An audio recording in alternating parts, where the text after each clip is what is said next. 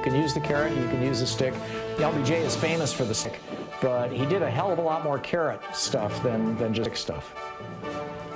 I just think we need to do something to get him in line finally. Yeah, I'm with you on that. I'm absolutely with you on that. Dale, thank you for the call. Corinne in Minneapolis. Corinne, what's up? Oh, hi, Tom. Just a couple quick things. I would like to piggyback with the woman who talked about the problems with the African-American farmers. About a year ago, The Atlantic had a long article, which every single person should Google and read, about the history, not history way back, but the history of, let's say, the last 30 years. It is heartbreaking how people could not get loans and, the destruction of black farms. I read. Oh, my goodness. Just it really was. And the main, one of the main things driving it was that these were people who were already kind of hanging on by their teeth after the consequence of centuries of at least a century of redlining and all the structural things. And so then when when things get weak, they're the ones who fall off the edge. Oh my goodness. So I just recommend that article, and then just a little bit about Tom Vilsack, who is the new Secretary of Agriculture. He's governor of Iowa, and I believe he also served in the Clinton administration, if I'm not mistaken. And for the most part, I thought he was a good governor. However, there are two things that I think we've got to watch with him. One is he did have, as a governor, a little bit of a tendency to favor corporations, the pork producers and whatever in Iowa, as opposed to small family farms. And so, that is something I think we should watch. And then you may remember the story of him, it's been in the news again a little bit lately, of his set to with an African-American woman who had been misrepresented in the press. I think I'm not sure if she worked in the Department of Agriculture, what her job was, but she was in the federal government somewhere. And she had been misrepresented in the press, and he fired her before he researched the whole story. And then the whole story came out. He tried to get her back in the Department of Agriculture recently, and she won't have anything to do with him. So, once burned, twice shy. I've also read about his connections to Monsanto, and it's troubling. But we're not going to have the Bernie Sanders administration here. It's not Bernie Sanders as president, and not every person in the cabinet is going to be, pure as the driven snow, or whatever the phrase is of the day. But step by step, things are getting better. Corinne, thanks so much for the call. Thank you for being with us today. I appreciate it. I hope it's been of value to you, and you've got some ammunition for the water wars. And let's not forget, democracy is not a spectator sport. It requires all of us, which includes you. So get out there, get active, tag, you're it. We'll see you tomorrow. Have a great afternoon. Be good to yourself and the people around you.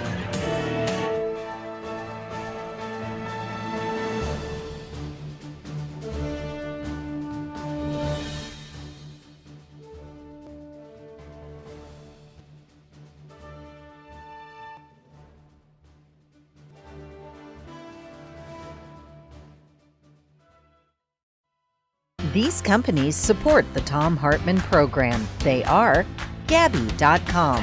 Gabi takes the pain out of shopping for insurance. More info at Gabi.com/Tom. Teeth, Smarter Pet Dental Health. More info at teethhealth.com, code Tom.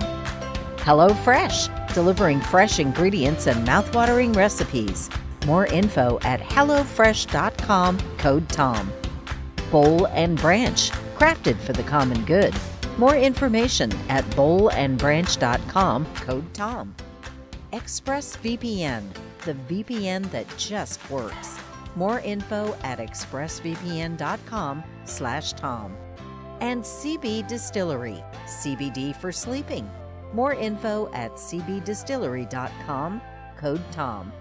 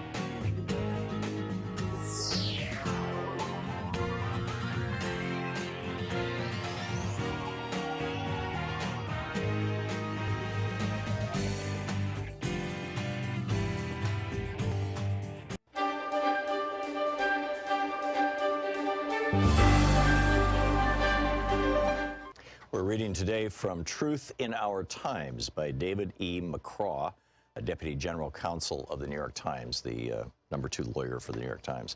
This is in Chapter 1, titled Election Day. It opens with a tweet from Donald Trump. The failing New York Times has been wrong about me from the very beginning. Sadly, I would lose the primaries. Oh, so I would lose the primaries on the general election. Fake news.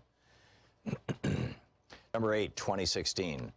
At 10 p.m., I made one last circuit of the newsroom. Our CEO, Mark Thompson, stood near the political desk, looking on with his wife and a small group of others connected somehow to the Times. Pennsylvania, Wisconsin, and Michigan remained in doubt, but the reality was sinking in. Donald Trump was on the verge of winning the American presidency. I'd been in newsrooms on election nights before. I know how it's supposed to be. The only thing that ever mattered was the race, think Gore-Bush, or the historic moment, think Obama-McCain.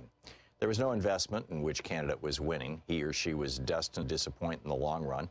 And the dominant emotion was a certain not quite cynical detachment amid the electric buzz of the vote count and projections and the anticipation of relief that the endless push of the campaign was finally over. Sure, you couldn't ignore the victories or the big picture moments, and the day after stories would be celebratory in their way, duly restrained but with a nod to victory itself. Not unlike the next day account of a Super Bowl game or games of the World Series. Capture the triumph for a night or relish the race too close to call. Leave the dancing and crying for others, for the believers. But this night was like no other election night. There had been an investment, not just journalistic, but spiritual. Donald Trump had campaigned not just against Hillary Clinton, but also against the New York Times and the American press, the mainstream American press. His astonishing rise to the top of the Republican Party had been built on his near daily attacks on facts, on the very idea that facts matter. For journalists who approach truth like a secular religion and who have seen 1,000 times how a single true story could gut the political career of a lying politician, it had been a year of faith-shaking disbelief. A line had not just been crossed, but obliterated. The shock was palpable as the numbers came in, laced for some with the fading hope for a different outcome among people who generally wanted nothing more than a story worth telling. And there was still a paper to put out, a reckoning to account for. It was too much on an already long night. I slipped away. At the elevators, I ran into Sue Craig and a guy who was obviously not from the Times. Sue had broken one of the biggest stories of the campaign. She was the one who went to her mailbox one day in September and found pages from Donald Trump's tax returns in an envelope. She introduced me to her acquaintance. He had once worked for Trump. I didn't ask why he was there. Like me, Sue had decided to get away. It's too weird here, she said. We all got on the elevator. Sue, who had written a devastating story about Trump, me, whose letter to Trump's lawyers had lit up the internet for a week in October, and one of Trump's guys. We rode in silence, a strange tableau on the strangest night of the year. 14 hours earlier, as I came into the building, the Times security guard had called me over. They wanted to make sure I knew about the plans for the next morning. In the quirky ways that things happen at the Times, I had become the lawyer to see for all the things that security guys encounter, from the intruder who pilfered women's shoes to the anonymous letter weaponized with razor blades. The Times was printing thousands of extra newspapers, and tables were going to be set up outside for all the people who would be showing up to buy the New York Times for posterity's sake. Headline I later learned was going to read, Madam President. We had been caught flat-footed 8 years earlier when Barack Obama had made history. By the time I arrived for work early in the morning of the 2008 election, the line was already starting to snake down the sidewalk. Soon there were hundreds of Obama supporters who thought, and why wouldn't they, that the place to buy a copy of the New York Times was surely at the New York Times. Lots of things happened at the Times building. Selling newspapers is not one of them. Employees were pressed into emergency duty to cart bundles of newspapers from the Times plant in Queens, and the long lines outside the building stretched on into the afternoon. But it was Obama's victory in 2012 that was on my mind this morning. I vote in a neighborhood that is predominantly black and middle class. In 2012, following a drumbeat of stories about how Republicans hoped to suppress voter turnout, I walked into my polling place at a local school 8 minutes after it opened. The line already extended back to the schoolhouse door. Did y'all sleep here, a guy wanted to know as he stepped into the foyer. On this morning in 2016, I had arrived before dawn. I was the only one in line at my precinct's table. That all seemed like a strangely distant memory as midnight approached. I had made my escape from the building with Sue and the Trump guy. At home, I sat alone in the glow of the TV screens as the states that mattered fell into place for the Republicans. I turned it off. Donald Trump was about to become president of the United States. The next morning, in a light drizzle on a gray November day, the newspaper sales tables were set up outside the building as planned. No one stopped. The vendors sat idly amid the stacks. There was no Madam President front page. Instead, the headline read, Trump triumphs, and the first two paragraphs of the lead story talked about how the vote threatened convulsions throughout the country and made early mention of those who had watched with alarm the rise of Trump. Nearly half the country had voted for the man. I had just spent a weekend in October back in rural Illinois, in my hometown, and for a moment I allowed myself to see the coverage through the eyes of the rest of America, where, at least for this one night, his victory represented a certain kind of hope that change was going to come at last. Truth in Our Times by David McCraw.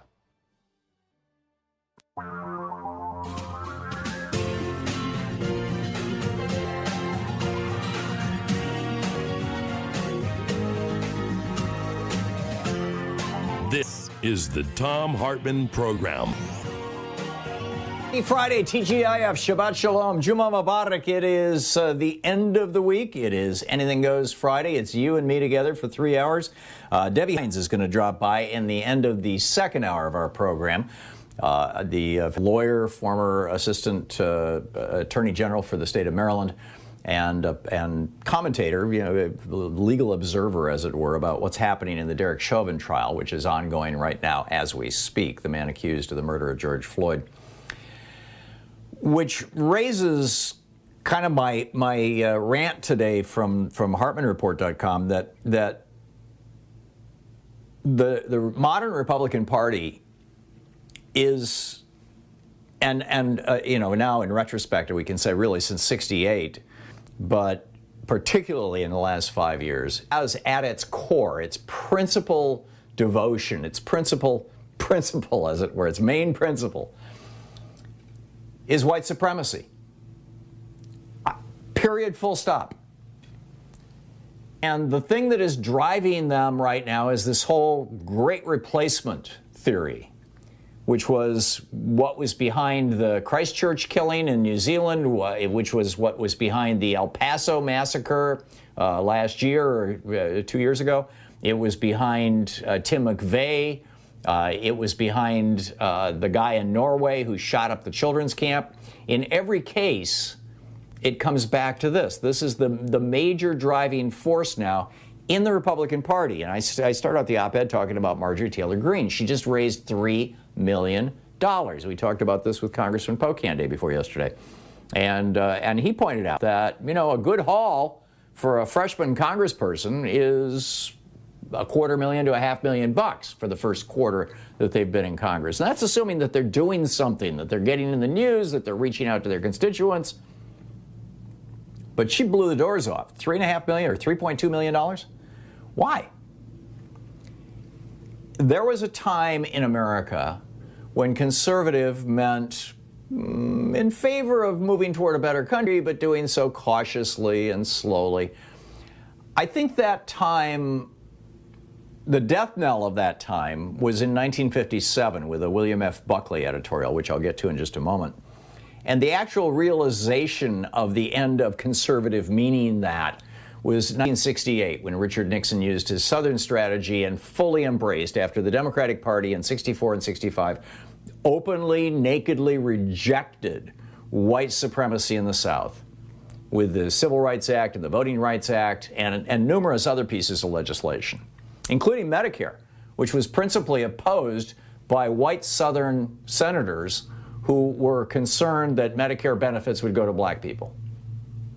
This has been at the core of all conservative opposition to any kind of a national health care system in the United States since it was first proposed by Teddy Roosevelt in 1902. White supremacy has become the principal brand. And like I said, this, you go back to, if those of you who are old enough, I realize we have, a lot of listeners who are younger and not my age, but just, take it from an old fart like me. From 1966 to 1999, there was this show on PBS every Sunday. It was called Firing Line with William F. Buckley. And this is a big deal, 33 years of television. It had a massive influence on America. And every week Buckley would go on TV and he would talk about, conservative values and conservative this and conservative that. My dad and I used to watch this show together. And until the day it ended, I was long gone, but and out of the state by that point. But I'm guessing he was still watching it. Well, Buckley laid out exactly what he was all about a couple of years before he got that TV show. It was 1957, and he had just recently started National Review, which is still around. It's the premier conservative publication. And he wrote an op-ed in 1957 in the National Review titled, "Why the South Must Prevail." Let us speak frankly, William F. Buckley wrote. The South does not want to deprive the Negro of a vote for the sake of depriving him of the vote, end quote. So it wasn't just about malice. It wasn't just about performance. This was about power, about using the power of the state. And once and for all, defining this core animating principle of this newly resurgent conservative movement as being white supremacy. Buckley goes on, in some parts of the South, the white community merely intends to prevail. That is all. It means to prevail on any issue in which there is court disagreement between Negro and white. The white community will take whatever measures are necessary to make certain that it has its way. And then Buckley, in this editorial, he kind of asks rhetorically, kind of asking himself, if the South is entitled, his word, entitled, to prevail, his word, even in black rural areas or in large cities with majority black populations. And he responds, he says yes. He said, the sobering answer, Buckley wrote, is yes. The white community is so entitled because, for the time being, it is the advanced race, end quote. So if you have any doubts why Marjorie Taylor Greene raised over $3 million, it's because she's flying the white supremacist flag, the Trump flag. The Trump brand is all about white supremacy. I mean, when she rolled out her candidacy back, last year, this is in the state where Louise and I lived for 13 years. I mean, I know Georgia. And she rolled out this series of videos complaining about an Islamic invasion of elected office. Well, that was probably Ilhan Omar and Rashida Tlaib, and was conflating black and Hispanic men with gangs and dealing drugs. And then she's hustling this 2020 version of the Protocols of the Elders of Zion, saying that Jewish billionaire George Soros had something to do with Nazis and was controlling world events. And let's not forget the Jewish space lasers. I mean, this was so offensive that Steve Scalise of Louisiana, the number 2 Republican in the House, who years ago described himself as, quote, David Duke without the baggage, end quote, endorsed her primary opponent. So that's too much for me. Congressman Jody Hines, another known conservatives out of Georgia, said no. He withdrew his endorsement. But nonetheless, she won the primary and then she won the general election using Trump as this symbol. of white supremacy. But Greene, this is not all about Marjorie Taylor Greene. She's not the problem. She's just one of many. And a symptom of how widespread and how popular this white supremacy and white nationalism ideologies are in today's America. They have become the #1 animating force in the GOP. The Chicago Project on Security and Threats did a deep dive into which counties in America sent people to the January 6th attempt to end our republic in Washington, D.C. And the project's director, Robert Pape, wrote, quote, "The people alleged by authorities to have taken the law into their hands on January 6th typically hail places where non-white populations are growing the fastest." And then he adds, one driver overwhelmingly stood out: fear of the Great Replacement. The Great Replacement, as I said earlier, this is why Tim McVeigh blew up the federal building. It's why the guy in El Paso slaughtered 20 people in a shopping center. This is the fear that was endorsed by Tucker Carlson, this guy on Fox News, of white people being replaced by people of color. And using that hook, the Republican Party has explicitly rebranded itself, particularly in the last 5 years. It was always implicit before that. In the last 5 years, it has become explicit. And, we got to have conservative general statues, and we can't take the names off military bases, and cities like Pittsburgh, Detroit, and Milwaukee with large black populations, they must have voter fraud. It's amazing. I'll finish this in just a minute. This is the Thom Hartmann Program. And of course, as I said, it goes Friday. I'll be picking up your calls. Whatever you'd like to talk about, we get into it. Stick around.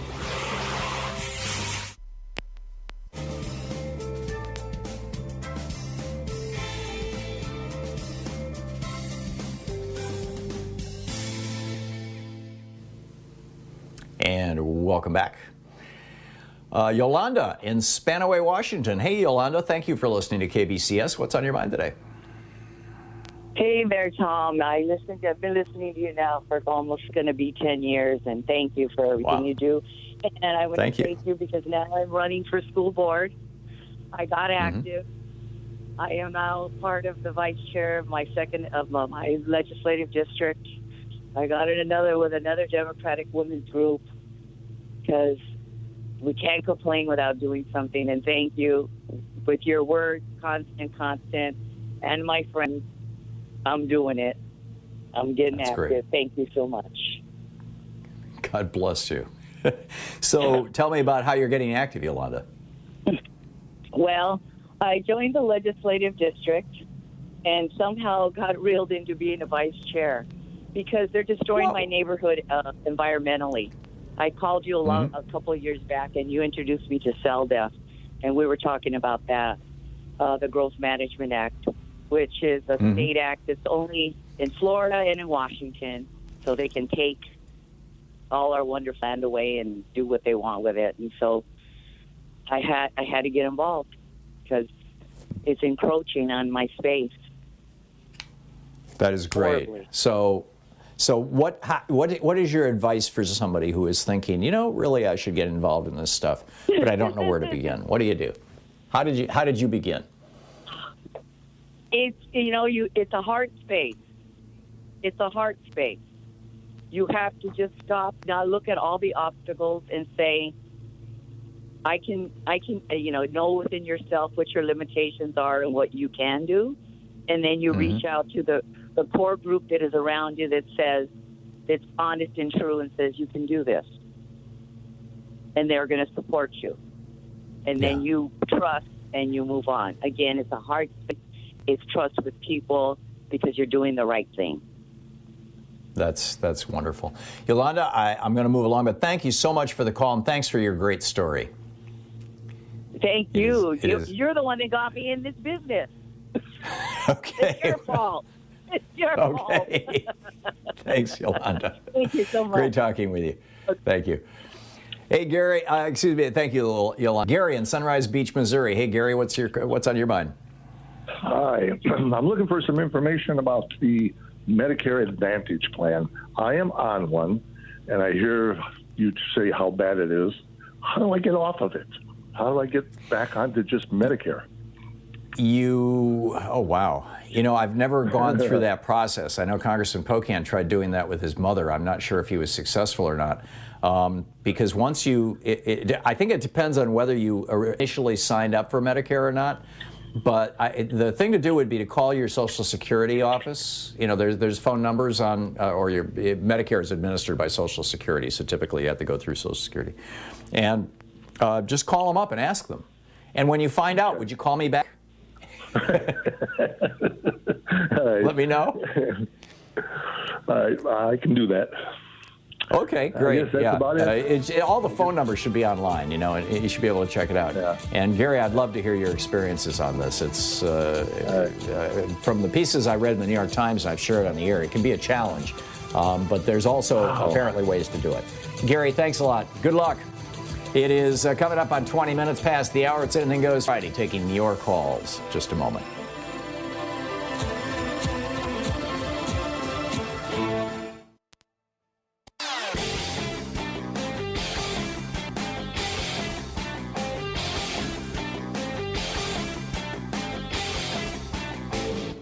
Missed my opening rant today? It's usually published over at HartmannReport.com, where you can read it and share it with your friends for free. Check it out, HartmannReport.com. We have a new video up over at ThomHartmann.com about conspiracy theories. Abby Richards came up with a kind of a hierarchy of conspiracies, maybe a variation on the old Maslow hierarchy. And it goes from actual conspiracies to maybe this was a conspiracy, maybe not, we have questions, to this is kind of crazy stuff, but who knows, flying saucers, for example, to actual science denial, conspiracy theories that actually serve to promote the interests of a particular industry or wealthy individuals, to the totally crazy stuff, the flat earth, the reptilian overlords, and all that kind of thing, conspiracy theories that can do tremendous damage. And, one of those being one conspiracy theories that, brought two Republicans into Congress this year. So anyhow, I lay the whole thing out with a new video for our supporters over at ThomHartmann.com.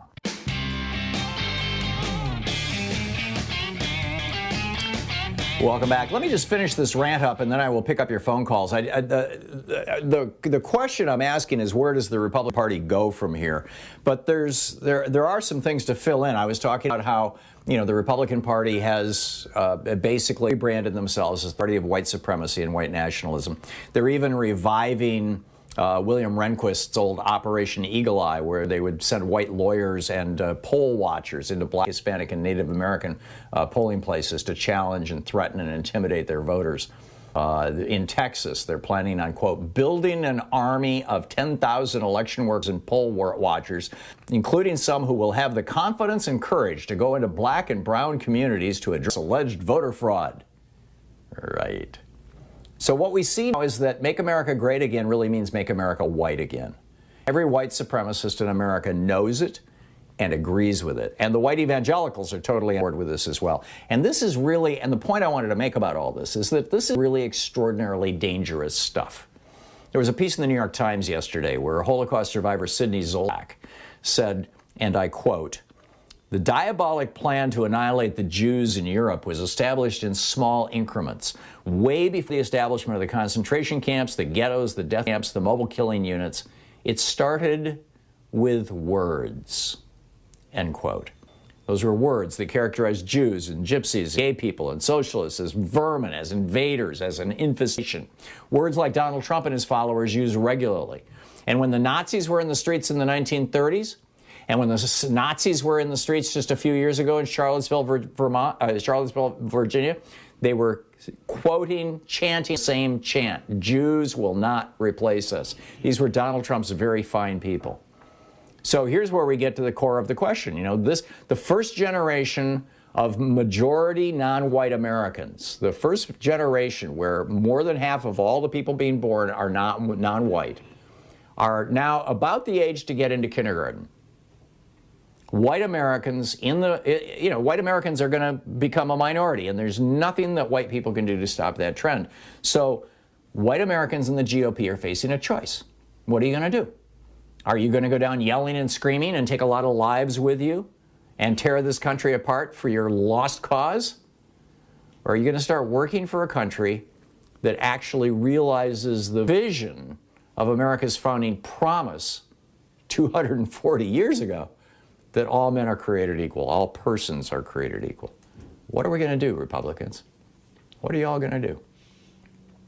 Jessica in Chicago. Hey, Jessica, what's on your mind today? Hey, to add on to that, the Republican Party is so disgusting.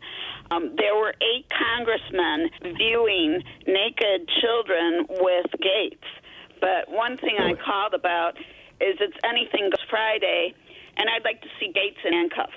Can the federales just go in to Doral, Trump's little place in Florida? They're having an insurrection, persuade those women from the Heritage Foundation that helped with the insurrection are, not surprising, backing Gates. They're having him speak in front of them. That makes me want to throw up. And Today. I'm not surprised with Clarence Thomas's wife. Her husband, she's probably a sexual deviant too. And then I want to say... Let's not get into personal attacks on people I'm sorry about that. You know, it's not in there. Yeah, okay. How those women could have Gates in front of them when it's a 17-year-old child. It's not a woman. And then also I am with the Derek Chauvin trial. There was a photo of him with Trump at a law enforcement party. He has a photo with Trump. And I think that the witness, Mr. McMillan, the 60-year-old that broke down on the stand, I think he knew that because in one of Derek's recordings that they showed on the trial, when McMillan talks to Derek, one of his phrases is, "Oh, you're with the Trump base." So I wondered if he knew that the cop had a photo with Trump. But wow. Yeah, it's possible, or you could just assume that if a white guy is killing a black guy in America, for largely no reason other than that he's black. I mean, keep in mind, this was over a counterfeit 20, which, I mean, literally the police could have given him a ticket and said, show up in court. Or it could have been a bigger deal, but, you don't kill people over passing a bad 20. There was no allegation that he was violent or that he was armed or anything else. He just was black. And so I think that it's fair to assume that somebody like Chauvin, whose name, by the way, I don't know if he's related to the original Chauvin, who is a guy, but that's the core, that's the root of the word chauvinism. That's where it comes from, because this guy Chauvin in France back 100 years ago was like, a Chauvin. So anyhow, that he would be a white supremacist and a Trump supporter. Say that again. What a gruesome death for over 9 minutes. Those poor witnesses, I'm very proud of them for they saved this trial with all their films. Yeah, I'm with you. Jessica, thank you. In answer to your question, can the feds show up and arrest Gates while he's giving his speech to this women's group at Doral? Yeah, they can. And wouldn't that be great theater? You're listening to the Thom Hartmann Program. Call 202-808-9925. I'm guessing, though, the calendar is far less political than that. They're going to do it when they have all the details. And Gates has now hired a criminal defense lawyer, so you can see where this is going.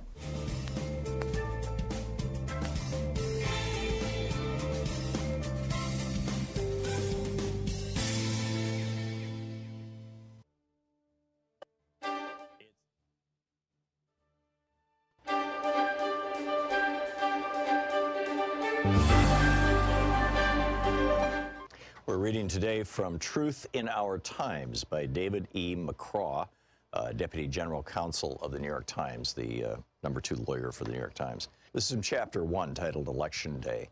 It opens with a tweet from Donald Trump. The failing New York Times has been wrong about me from the very beginning. Sadly, I would lose the primaries. Oh, said I would lose the primaries on the general election. Fake news. November 8, 2016. At 10 p.m., I made one last circuit in the newsroom. Our CEO, Mark Thompson, stood near the political desk, looking on with his wife and a small group of others connected somehow to the Times. Pennsylvania, Wisconsin, and Michigan remained in doubt, but the reality was sinking in. Donald Trump was on the verge of winning the American presidency. I'd been in newsrooms on election nights before. I know how it's supposed to be. The only thing that ever mattered was the horse race, think Gore Bush, or the historic moment, think Obama-McCain. There was no investment in which candidate was winning. He or she was destined to disappoint in the long run. And the dominant emotion was a certain not quite cynical detachment amid the electric buzz of the vote count and projections and the anticipation of relief that the endless push of the campaign was finally over. Sure, you can't ignore the victories or the big picture moments, and the day after stories would be celebratory in their way, duly restrained but with a nod to victory itself, not unlike the next day account of a Super Bowl game or Game 7 of the World Series. Capture the triumph for a night or relish the race too close to call. Leave the dancing and crying for others, for the believers. But this night was like no other election night. There had been an investment, not just journalistic, but spiritual. Donald Trump had campaigned not just against Hillary Clinton, but also against the New York Times and the American press, the mainstream American press. And his astonishing rise to the top of the Republican Party had been built on his near daily attacks on facts, on the very idea that facts matter. For journalists who approach truth like a secular religion and have seen 1,000 times how a single true story could gut the political career of a lying politician, it had been a year of faith-shaking disbelief. A line had not just been crossed, but obliterated. The shock was palpable as the numbers came in, laced for some with the fading hope for a different outcome among people who generally wanted nothing more than a story worth telling.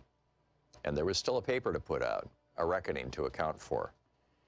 It was too much on an already long night. I slipped away. At the elevators, I ran into Sue Craig and a guy who was obviously not from the Times. Sue had broken one of the biggest stories of the campaign. She was one who went to her mailbox one day in September and found pages from Donald Trump's tax returns in an envelope. She introduced me to her acquaintance. He had once worked for Trump. I didn't ask why he was there. Like me, Sue had decided to get away. "It's too weird here," she said. We all got on the elevator. Sue, who had written a devastating story about Trump, me, whose letter to Trump's lawyers had lit up the internet for a week in October, and one of Trump's guys. We rode in silence, a strange tableau on the strangest night of the year. 14 hours earlier, as I came into the building, the Times security guard had called me over. They wanted to make sure I knew the plans for the next morning. In the quirky ways that things happen at the Times, I had become the lawyer to see for all things that security guys encountered, from the intruder who pilfered women's shoes to the anonymous letter weaponized with razor blades. The Times was printing thousands of extra newspapers, and tables were going to be set up outside for all the people who would be showing up to buy the New York Times for posterity's sake. The headline, I later learned, was going to be Madam President. When caught flat-footed 8 years earlier, when Barack Obama had made history, by the time I arrived for work early in the morning of the 2008 election, the line was already starting to snake down the sidewalk. Soon there were hundreds of Obama supporters who thought, and why wouldn't they, that the place to buy a copy of the New York Times was surely at the New York Times. Lots of things happen at the Times building. Selling newspapers is not one of them. Employees were pressed into emergency duty to cart bundles of newspapers from the Times printing plant in Queens, and the long lines outside the building stretched on into the afternoon. But it was Obama's victory in 2012 that was on my mind this morning. I vote in a neighborhood that is predominantly black and middle class. In 2012, following a drumbeat of stories about how Republicans hoped to suppress voter turnout, I walked into my polling place at a local school 8 minutes after it opened. The line already extended back to the schoolhouse door. "Did y'all sleep?" a guy wanted to know as he stepped into the foyer. On this morning in 2016, I had arrived before dawn. I was the only one in line at my precinct's table. That all seemed like a strangely distant memory as midnight approached. I had made an escape from the building with Sue and the Trump guy. At home, I sat alone in the glow of the TV screens as the states that math fell into place for the Republicans. I turned it off. Donald Trump was about to become president of the United States. The next morning, in a light drizzle on a gray November day, the newspaper sales tables were set up outside the building as planned. No one stopped. The vendors sat idly amid the stacks. There was no Madam President front page. Instead, the headline read, "Trump Triumphs," and the first two paragraphs of the lead story talked about how the vote threatened convulsions throughout the country and made an early mention of those who had watched with alarm the rise of Trump. Nearly half the country had voted for the man. I had just spent a weekend in October back in rural Illinois, in my hometown, and for a moment I allowed myself to see the coverage through the eyes of the rest of America, where, at least for this one night, his victory represented a certain kind of hope that change was going to come at last. Truth in our time. On this week's Science Revolution, will America hold Trump and his enablers accountable for 400,000 unnecessary deaths? Is this manslaughter, now that Trump brags that he actively ignored the scientific advice? Professor Richard Wolff is here on rising food prices and the impact on global unrest. If prices continue to rise on top of the pain of the pandemic, the world could be in for a bumpy future. Plus, vaccine passports? Let's just call them right to life or freedom passports. After all, what red-blooded, Nazi armband-wearing, Confederate flag-waving, Capitol invading, gun-toting American patriot could possibly object? Tune into the Science Revolution wherever fine podcasts are available.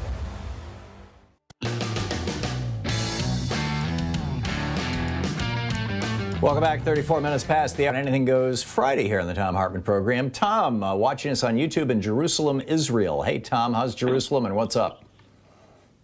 Well, kind of interesting today. I have a friend who lives in a neighborhood that's about to be ethnically cleansed named Sheikh Jarrah, and I go to a protest every Friday. You say that democracy is not a spectator sport. Well, I put my money where my mouth is. And today the police showed up. Ethnically cleansed? And basically, yes, basically they are going to be evicted. And then settlers are going to take over the entire neighborhood of Sheikh Jarrah. And long story short, I saw a minister of Knesset. This is an Arab neighborhood. Jewish. Forgive my interrupting, but I just want to be clear about what we're talking about here. Okay. Sure, continue, I'm sorry. Tom. I'm sorry. I apologize. I'm just trying to get it into a nutshell for you. Yeah. I saw a minister of Knesset who basically got the CRAP beat out of him by the border police. And I just thought I would call and ask, why don't people in America, know more about what's going on here? I'm just calling because I live here. I have a friend who's probably going to lose his home. And, I came here because I didn't want to fight in a war in Iraq. Tammy Duckworth's office couldn't care less. They hung up on me. Laura Underwood they were very polite and listened to me on another time where I described what was happening in the neighborhood. But we have basically a functioning sociopath running this country, and he has a bunch of money from America, $3.8+ billion, and I don't know. Do Americans know what's being done with their money? Because obviously these border police were kitted out with U.S. Probably surplus weapons. Well, in answer to your question, Tom, I'm assuming, taking it at face value as not being a rhetorical question, mm-hmm. There's an equal amount of money every year going to Egypt, because this came out of Jimmy Carter's Camp David agreement, where basically we said, okay, we're going to give each of you a couple $2 billion every year, and please shake hands and be nice to each other. And we don't hear about what's going on in Egypt either. And in Egypt, they had a military coup. No. Egypt, Israel has become actually an apartheid state. Egypt has become a military dictatorship. And there's no discussion of that. There was this whole hoopla last week about the reinternment of a couple of pharaohs, and none of that is ever mentioned. I think the media just doesn't like covering politics unless it's American politics. We're not talking about what Bolsonaro's doing down in Brazil anymore, except in the context of COVID. We're not covering.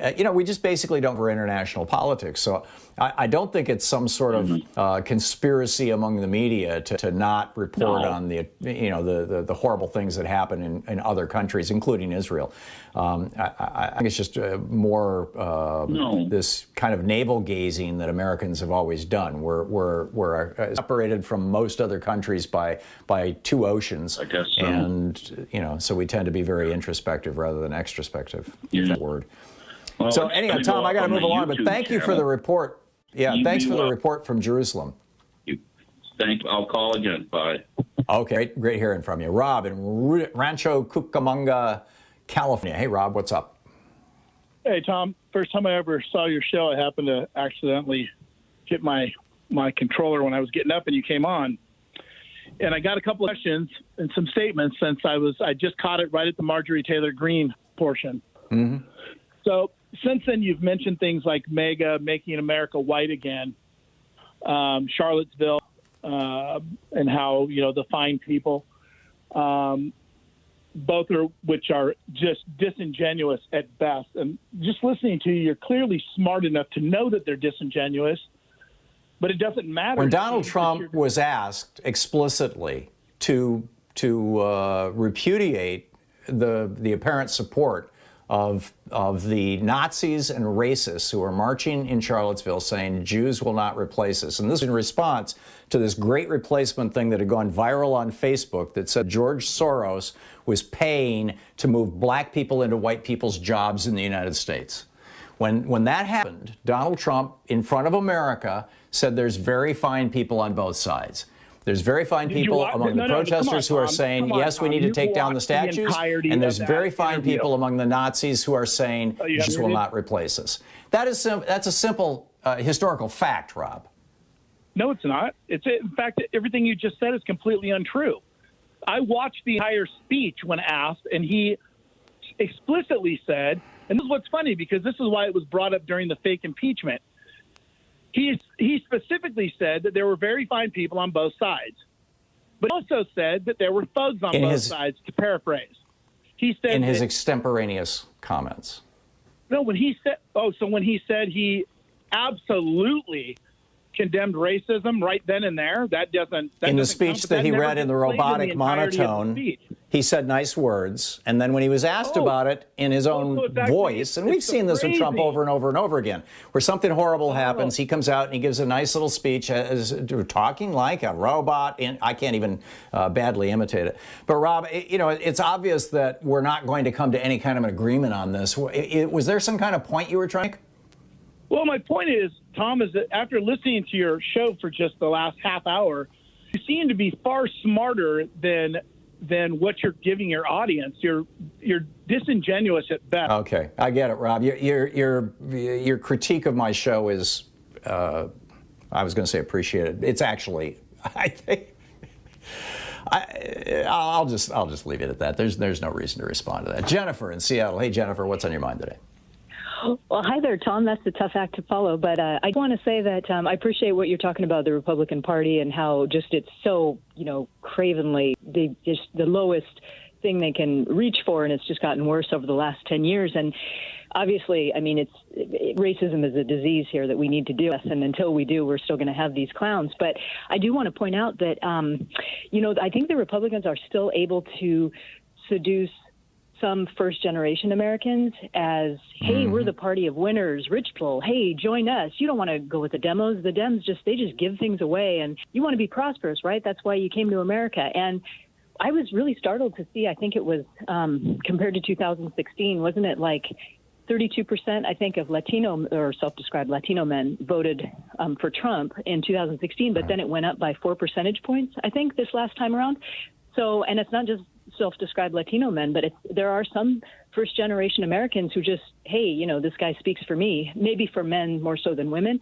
But I think for Democrats, this is a point that we need to take the long game and continue talking about family-friendly policies and educating our children. Because if we can educate the next generation to see what's really going on, that's just kind of a shell game, and that we're not just on this earth to make money, and there's more that we can do and advocate. I think we really have a shot. So I appreciate your analysis of where the Republican Party is going.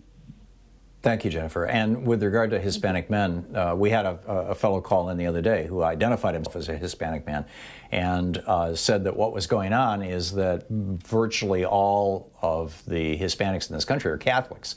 And that there's a massive amount of Spanish language programming going on, particularly in areas with large Hispanic populations. Hundreds of radio stations now broadcasting in Spanish, and right-wing foundations are sponsoring Spanish language versions of Rush Limbaugh. And some of them are nationally syndicated, others are local, but there's this huge right-wing radio infrastructure that has been built, and there is no left-wing corollary to it. Spanish language radio programming tends to either be, if it's commentary and news, it's right-wing, and otherwise it's music. And so that's influencing the situation. And the Catholicism, and the abortion issue specifically with regard to the Catholicism. And, these are tough things, and they're going to be tough things to take on. So anyway, excellent points all, and thank you for the call. Daniel in Charlotte. Hey, Daniel, you got a quick one here? I have about a minute. Well, okay. Good to be on the program. I just had a question about one of your favorite presidents, Ronald Reagan. Mm-hmm. Yeah. And the question is? So statistically, the Reagan presidency was a disaster. You've been over this multiple times. And I've been reading Rick Perlstein's Reaganland. I just want to have some questions of what you think, how he didn't receive the same backlash Jimmy Carter did when the economy went awry. Because you see that the unemployment wars, privatization left holes in the country as well as outsourcing. Why wasn't there a voter backlash against the Republican Party in the 80s? Because there was and I was there, right? Because there was this sense that Reagan had some new ideas, that inflation and stagflation were hurting the country, that the boom of the Eisenhower, Kennedy, Johnson years was fading, and that we needed to try something new. And Reagan came along and said, I got something new to sell you. It may be painful. It's going to take some readjustment. It's going to take some difficulty. We got to wipe out these unions, et cetera, et cetera. And there were just enough people willing to go along with it that's what happened, Daniel. I recall it well. Daniel, thanks for the call. Listening to Thom Hartmann. Visit ThomHartmann.com for audio and video archives. It was one of the most spectacularly successful sales pitches in my lifetime, certainly. And apparently it was just a clone of what happened in 1920 with Warren Harding.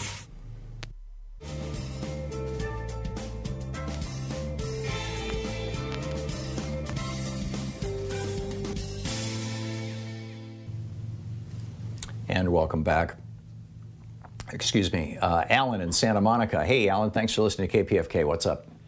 Hello. Very glad to speak with you, longtime listener. I wanted to speak about getting off the very limiting and destructive Medicare Advantage plan. The way to do this is rather simple, but they're not going to let you know. They put a lot of impediments in there. The simple way to do it is directly call Medicare. And for me, I was able to say I wish to change my prescription drug plan, and that allowed the Advantage plan to automatically reset to original Medicare. I went to just any of several different drug plans, and I think you have to make this selection during the annual election period if that applies to you. Which is like what, October to January or something like that? Yes, something like that, exactly. Yeah. And if some people who have a disability do not have a limitation, but I was fooled into getting the Advantage plan because I thought there would be vision and dental care, and I was getting very limited care, very inadequate, and when I felt my medical treatment wasn't good enough, I went and made this call. It's worth the hour wait on the phone to get through to Medicare. It is simply required that you say you wish to change your prescription plan. So what happens if you say, I just want to dump my Medicare Advantage plan and go with normal Medicare? What happens when you say that to them? They require a doctor's note stating that you have some kind of medical requirement for this change, and they make quite an impediment. There's a lot of hurdles, as far as I could see. It looks like you can't get there from here. But when I did make this change, about 2 weeks later, I had a medical event that luckily I was seeing a doctor I trusted, and I was able to go to, through Medicare, I was able to get original Medicare, was able to cover everything, and I felt well taken care of. So I recommend everyone take advantage, make this change, get away from an Advantage plan, which are designed to take apart the Medicare and Social Security organization. Right, they absolutely are. So, so what you did is you called them up and you said, "I want to change it now," because your drug plan is part of your Medicare Advantage plan typically. So when you said, "I want to change the drug plan," that was a way of extracting you from that Medicare Advantage program? Yes, it reset me to original Medicare. That's fascinating. Now, was this when Trump was president? No. This was when? Changes in the system. This was did this 5 years ago exactly, in 2016.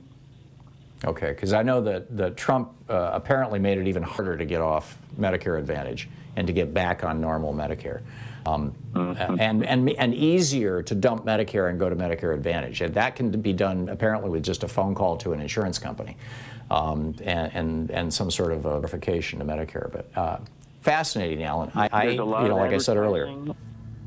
there's a lot of advertising and support.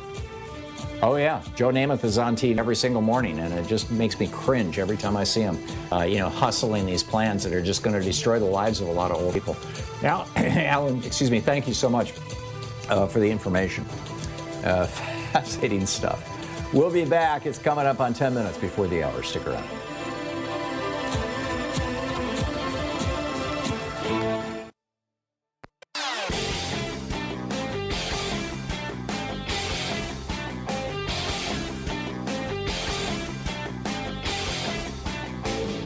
Share the Thom Hartmann Program with your friends. We're available on SiriusXM, Free Speech TV, Pacifica, commercial stations nationwide, YouTube, Twitter, Facebook, on the Thom Hartmann app, and you can even tell your smart speaker to listen to the Thom Hartmann Program. Welcome back, 10 minutes before the hour. I was just thinking about this. I'd like to say to my Trump-supporting and Nazi-supporting caller earlier, you don't have to say, I just leaned on my remote control and you popped up.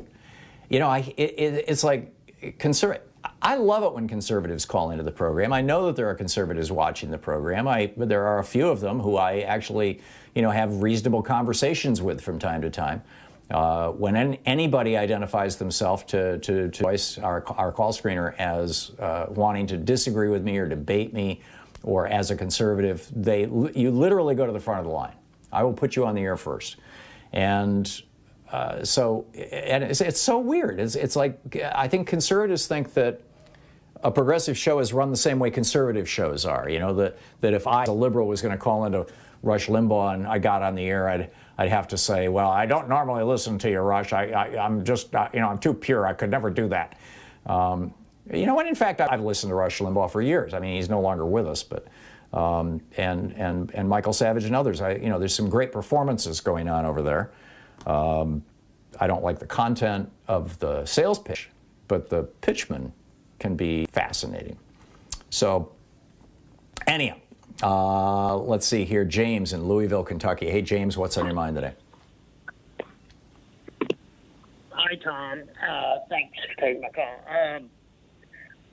I'm trying to look at the original Medicare Part D prescription drug plan.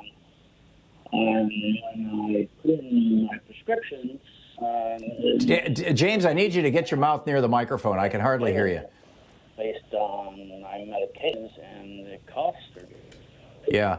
James, I'm sorry, I cannot hear you. You need to, if you're going to talk, you need to put your mouth near the microphone. I'm going to put James on hold here. He's on line 3. Joyce, you can talk with him. Ron in Salt Lake City, Utah. Ron, what's up? Yeah, I was wondering, how much do you believe what the Republicans are saying about the border, about how bad it is down there? Well, I guess it's a matter of definitions, but apparently there have been a little over 100,000 people who have crossed the border in the last 2 months, 3 months since Biden became president. And, it's a not insubstantial number of people. There are things that we could be doing inside the United States to prevent people who are coming in simply seeking better economic advantage. But the big problem that we have right now, Ron, is that because of the way the Reagan administration and frankly, subsequent Republican administrations, Bush and Trump, have been messing with or hindering or refusing to work with Central American governments, Guatemala, Honduras, and El Salvador in particular. And we even sent, you'll recall, right-wing death squads into El Salvador, and we tried for the better part of a decade to take down the government of Guatemala. The result of that is massive political instability in that region. And now on top of that, climate change is wiping out small family farms. You've got literally hundreds of thousands of acres every year in Central America that were productive farmland that are becoming high desert scrub as a consequence of climate change. So we've got political and climate refugees on our southern border. One of the things that we could be doing is we could be working with those countries to try to strengthen their internal political systems and strengthen their food supplies, help them with agriculture and things like that. We could be working with Mexico. Mexico's actually taken the brunt of this, by the way. Asylum applications to Mexico as opposed to the United States and refugees coming into Mexico has been an absolute explosion in the last decade or 10 or 15 years. And we're just seeing the kind of tail end of that stream trying to get into the United States. Well, I was wondering the people coming in, is there anything that the Biden administration can do right now to protect the individuals coming across with all the trafficking and the cartels doing their stuff? Because I've been down there, and it is. Have you been down there? I've not been on the southern American border. No, I have been in California. I've been on the U.S. border, but not in Texas. Yeah, I was wondering if I've been there a couple of times just to see for myself, and it is so awful. Plus, you cannot go from places. Well, Ron, you're saying as a resident of Salt Lake directly contradicts what I've had numerous Texans call into this show and people who live on the border say that, this is not that big a deal, that most of these people are going out of their way as soon as they get across the Rio Grande or over the fence or whatever it may be, go out of their way to surrender themselves to Border Patrol because then they can ask for asylum. These are asylum seekers. These are refugees. And they are not trying to sneak beyond that point. They're not trying to get into El Paso or whatever. They're trying to get arrested so that they can get a court date. And this is the whole catch and release thing that Republicans are hysterical about, but the Bush administration certainly did, every single day. And what we find is that over 95% of these folks, after they have been, essentially arrested is not quite the right word, but they've been taken into custody by the Border Patrol. They have been given a court date where they can come before a judge and make their case for being a refugee. Over 95% of these folks actually show up for court dates because they want to have refugee status in the United States. Where's that information coming from? It's easy to find, Ron. It's easy to find. Tell me what it is. I mean, I've heard these same by Republicans and Democrats. I don't know, where is that particular information coming from? You tell me right now where it's coming from. Hang on just a second. I'm Googling it, or I'm actually DuckDuckGoing it as we speak. Okay, here we go. New York Post, the headline, 90% of asylum... Oh, no, that can't be right. How many... Here we go. Washington Post. How many migrants show up for their asylum hearings? Bloody, bloody, bloody, blah. The nation's 400 immigration judges. The rate of no-show, they said on CNN, somebody said that, Mike Pence said it was 90% were not showing. And they say the rate of no-shows is far below 90%, according to the Department of Justice. When using the Justice Department's metric, 44% of migrants who are not in custody fail to show up. Okay, I was wrong. It's 66%. 2/3 of them show up. There you go. Washington Post. Ron, thanks a lot for the call. We'll be back. It's Anything Goes Friday. You're listening to Thom Hartmann.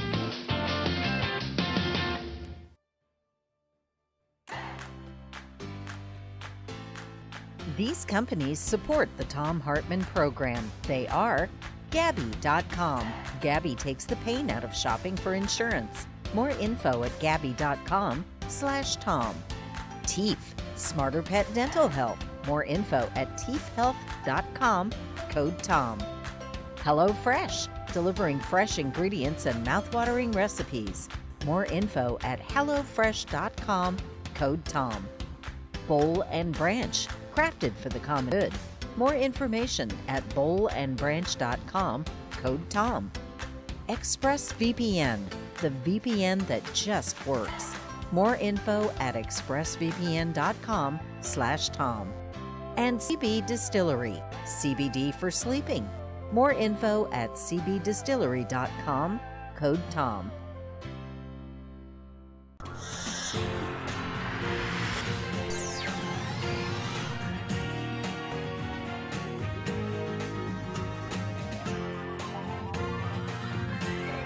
We say fight back!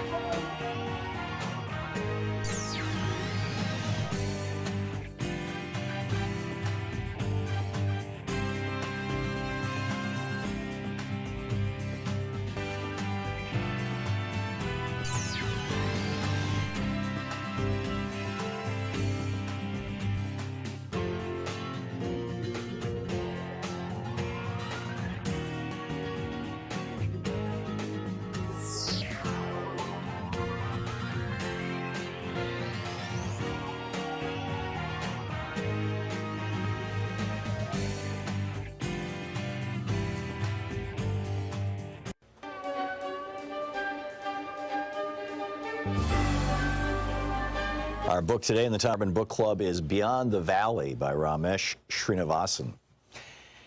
This is from Chapter 1, The Power of Data.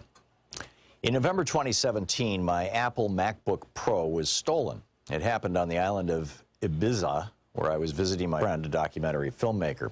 We were thinking of making a series of short films to illustrate innovative uses of new technology around the world. We sat together writing down examples of technological innovation, subversion, and creativity we'd already witnessed. We discussed themes I explore in this book, such as surveillance, the gig economy, and the future of work, artificial intelligence, and cryptocurrencies. After uploading our ideas to Google's cloud-based storage platform, Google Drive, we took a short break, locking our laptops in the trunk of our rented car. When we returned, both laptops were gone. Although upset, I was also relieved. I'd be able to recover most of my data because almost all of it was in the cloud. That was what I signed on to when I stored my files with Google as well as with Apple, Microsoft, and Dropbox. But in the bargain, I'd allowed them to profit from my data. It dawned on me, given the terms of service I'd agreed to, that the value of the data my data, the storage companies, was far greater than the value of my laptop to the thief. How many of us are fully aware that companies providing us with cloud storage have ways to monetize our data? They use targeted advertising, for instance, and charge fees once we get hooked on the security and peace of mind that their free services offer. We put faith in these companies to store our files securely, but our private information may no longer remain private if, let's say, government asks to search through our data. It's also not private because all this data is surveilled, computed, and often manipulated in mysterious ways to influence and shape our behaviors as these corporations see fit. By creating accounts with these companies, we give them access to ourselves. So when we consent to privacy policies, in reality, we're signing on to systems of surveillance never before seen in human history, and we do so without being included or consulted. By desiring to keep our data accessible and recoverable, we lock ourselves into using their services. As I thought about getting my files back in Ibiza, I wondered, does access to my own property have to come with such strings attached? In my relationship to Apple, I find the strings impossible to untie. By purchasing an Apple laptop, I had unwittingly transformed from a customer into a part of the company's product line. I had provided Apple with private data and trusted Apple to protect it. Now, to retrieve that data, I had to purchase a new laptop with Apple-owned peripherals and devices. So I caught the next flight to Madrid. I then took the train to the city's Apple store located in Puerto del Sol. In many ways, this central plaza still serves in its centuries-old role as a landmark and gathering place for the entire Spanish nation, a point from which numerous roads emanate. With its distinctive aesthetic and its strategic placement in a civic space, the Apple store stood out among the adjacent parliamentary and government buildings as if the global brand were more powerful than Spain itself. The day I was there, more people entered and left the Apple store than passed through the doors of my neighboring building. In 2017, Apple, a private corporation worth more than $1 trillion, actually began to conceptualize its retail stores as town squares, thereby branding itself an integral part of our everyday lives. Other big technology corporations describe themselves in similar terms. Facebook CEO and founder Mark Zuckerberg, for instance, refers to the company as a social infrastructure for global community. So what we have in the digital world are privately owned public spheres. They're branded as public, civic, and virtuous, but in reality are dominated by a single logic, extending profitability and economic value. How can these companies' interests be the same as the public interest? Like many other large corporations, Apple is shareholder-owned and therefore primarily accountable to its investors and executives, rather than to its employees, customers, or the general public. I had not begun to unpack the meaning of all this until I realized how monumental Puerto del Sol Apple Store actually was, as an icon and a structure. As I walked into the store, an Apple employee invited me to purchase a new machine, log onto my iCloud account, and retrieve from Apple Cloud Storage the data that I lost from my stolen laptop. These transactions, completed in less than an hour, were simple and efficient. My data was extraterritorial, easily retrievable in Spain, and likely would be in most other countries. Purchasing a new laptop and getting my data back supported Apple's economic model. National borders were no threat or hindrance. The same was true with retrieving data stored on other corporate cloud servers managed by Google and Dropbox. In technology circles, this saying has made the rounds. If you're not the customer, then you're the product. Many of today's technologies come to us for free, but in return, our personal lives come for free to these technologies. But they are accessible for the company's profit and gain. Yes, when we search Google, we look for information, but do we realize that Google is all searching us? Users, and it goes on from there. So the book is Beyond the Valley by Ramesh Srinivasan.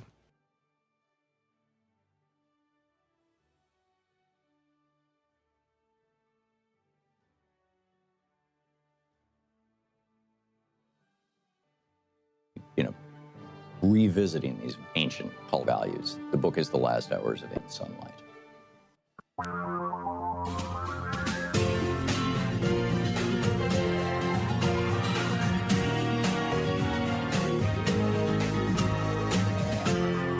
This is the Thom Hartmann Program. Welcome back. It's Anything Goes Friday. I'll be picking up your calls in just a second here. Mike McFreely of far North Dakota wrote up what was apparently a local post. I saw it reposted over at Democratic Underground a few days ago. It was titled, "Why Are Republicans Afraid?" And he said, Republicans are afraid. They're afraid of black people. They're afraid of brown people. They're afraid of red people. They're afraid of yellow people. They're afraid of women. They're afraid of young people. They're afraid of young people voting. They're afraid of people of color voting. They're afraid of voting rights. They're afraid of democracy. They're afraid of science and medicine, knowledge and public education and universities and professors and most of all teachers. They're afraid of experts. They're afraid of doctors. They're afraid of Anthony Fauci. They're afraid of masks. They're afraid of vaccine. They're afraid of vaccine passports. They're afraid of things that don't exist, like vaccine chips. They're afraid of history. They're afraid of the truth. They're afraid of those who tell the truth. I think we saw an example of that earlier in the program. They're afraid of wind towers. They're afraid of solar power. They're afraid of conservationists. They're afraid of the Green New Deal. They're afraid of Greta Thunberg. They're afraid of change. They're afraid of the media. They're afraid of the New York Times and the Washington Post and MSNBC and CNN. They're afraid of Democrats. They're afraid of Black Lives Matter. They're afraid of Antifa. And they're afraid of democratic socialists. They're afraid of Bernie Sanders and AOC and Elizabeth Warren and Nancy Pelosi and Barack Obama and Kamala Harris and Joe Biden and Mitt Romney and Liz Cheney and rhinos, oh my God. They're afraid of athletes and kneeling. They're afraid of NFL and Colin Kaepernick and the NBA and LeBron James and Major League Baseball. Republicans are afraid of Hollywood. They're afraid of actors. They're afraid of Academy Awards. They're afraid of musicians. They're afraid of Grammys. They're afraid of Broadway shows and late night comics and Saturday Night Live. They're afraid of Coke and Delta Airlines, for goodness sake. They're afraid of Mexicans. They're afraid of Asians. They're afraid of Muslims. They're afraid of Somalis. They're afraid of caravans. They're afraid of refugees. They're afraid of migrants. They're afraid of diversity. They're afraid of homosexuals. They're afraid of bisexuals. They're afraid of same-sex marriage. They're afraid of transgender people. They're afraid of transgender kids. They're afraid of bathrooms. They're afraid of big cities. They're afraid of coastal cities. They're afraid of Chicago and Portland and Minneapolis. They're afraid of California and New York and the blue states and Washington, D.C. becoming a state. Oh, my God. They're afraid of the world. They're afraid of social justice and equality and fairness.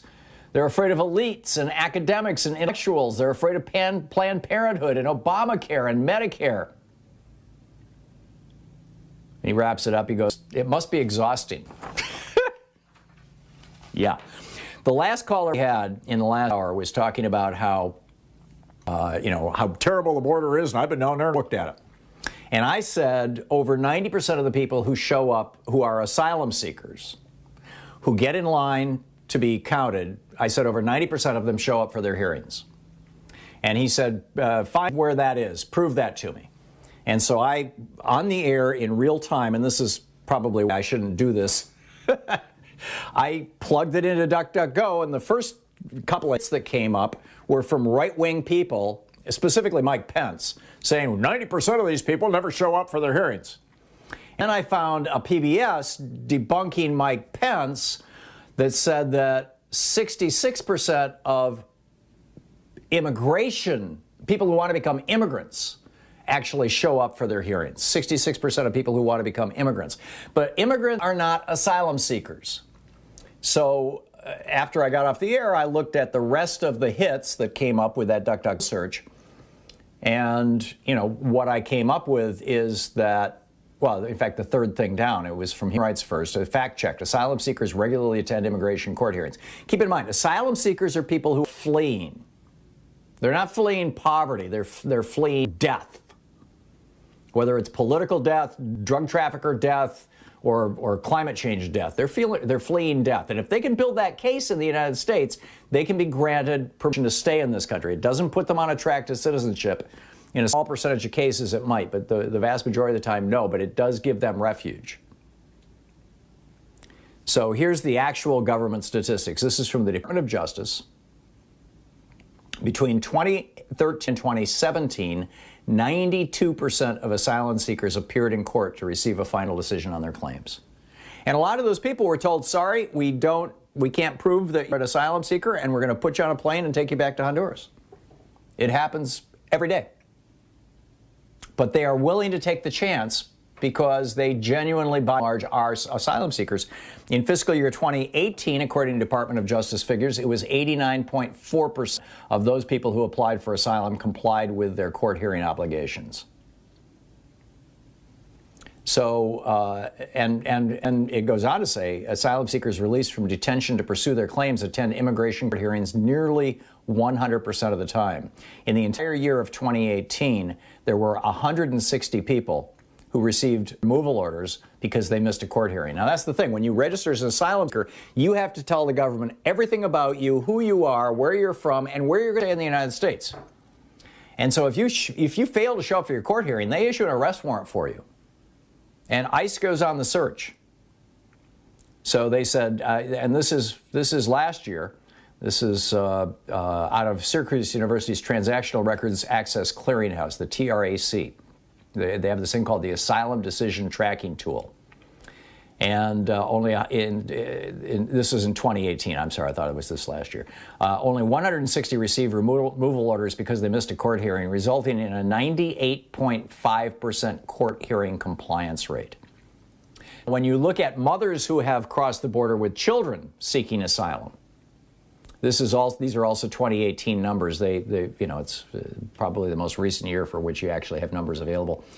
As of May 2018, when data analyzed by TRAC, mothers who had passed a credible fear interview and were represented by counsel attended their immigration court hearings 97.5% of the time for cases initiated between 2014 and April of 2017. TRAC's data show that 36% of families went unrepresented in immigration court. In a 15-year study, here's another one. This is a study from the American Immigration Council, a 15-year study that goes all the way back to 2001 to 2016. 92% of asylum-seeking families who were released from immigrant detention attended all immigration court hearings. These, again, were asylum seekers. And 2018, 98.8% of children who had crossed the border by themselves. We've got, I think it's around 10,000 of those coming in the last 2 months. 98.8% of them showed up for their hearings. So our last caller notwithstanding, this is what's actually going on, and so you need to know about it. Diamond in Hollywood. Hey, Diamond, what's on your mind today? Hi, I am calling, and how are you? I am calling, thank you. I am calling to lobby for home vaccinations and mobile units. And my experience is I've called everybody from the president, my representatives, senators, finally given to the city of West Hollywood. And for those of us in West Hollywood, J. Erickson, ERICKON at WeHo.org is the person to call. The reason why we need it is because there are people, I found out, like me, without transportation everywhere, and our programs are not adequate. While I was waiting to find this out. I found my dad, who's 90, he had to go to the hospital. I can't get to him. Oh, no. I have a neighbor of mine who is afraid to come out of her apartment, afraid to get vaccinated. Yeah. Diamond, I completely agree with you, and I suspect in the next month or so, as we start hitting a vaccine surplus, you're going to start seeing this kind of thing happen. Keep lobbying for it, and I'll keep doing the same. This is the Thom Hartmann Program. Good on you, Diamond. Calling up to bring up an important issue and saying, we all need to be working on this. I agree. I think mobile units coming into people's homes and to give vaccines is brilliant.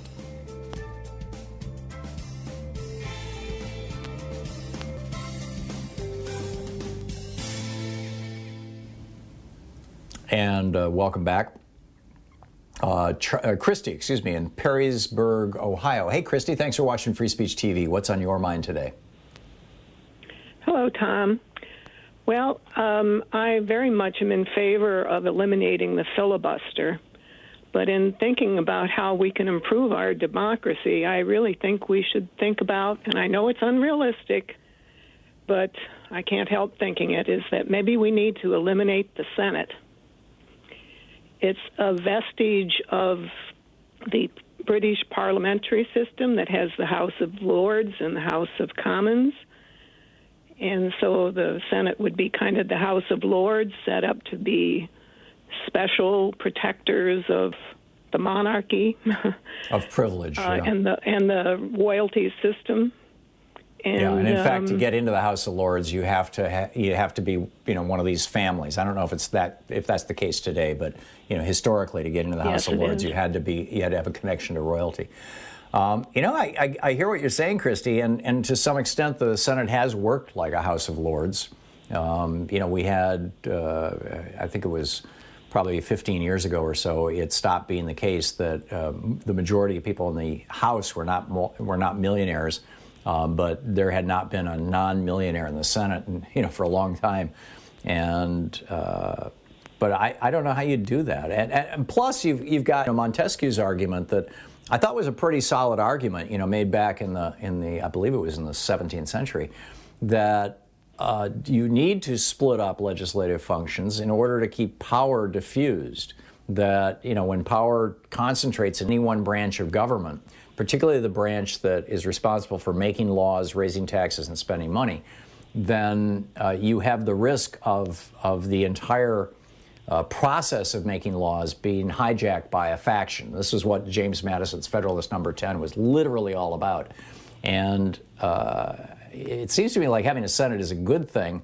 I get it, that it's not representative of America the way it's organized right now, and that's why we need to add D.C. and Puerto Rico and maybe Guam. But I don't see... Perhaps instead of making it 2 senators per state, make it 2 senators per a certain amount of population. So it's more truly representative. Interesting. So, it ain't going to happen. I can tell you that right off the top, because that would require a constitutional amendment. But it's good. It's nice to fantasize about it or imagine. I think we need to think about ways we can improve our democracy in maybe ways we've not explored before. Yeah, regional representation. Getting rid of the filibuster, I think, is number one. But yeah, I agree. And possibly even saying, we are going to move the Senate toward proportional representation. Any state that has 5 times more citizens than the lowest population state will get an additional senator, or maybe even 2 additional senators if they've got 10 times more citizens or something like that. I mean, it seems like there should be a way to do that. But again, it would require a constitutional amendment, which is just, sadly not going to happen. Christy, thank you. Thank you. It's an important topic. And I think it's also important for us to remember that, it was back in the 70s that the Republicans decided that all these blue states in the Midwest and the West, and they were largely Democratic, need to flip Republican. And because they're low population states, the media market's cheap. So we can do this. Well, Democrats should be thinking that way now.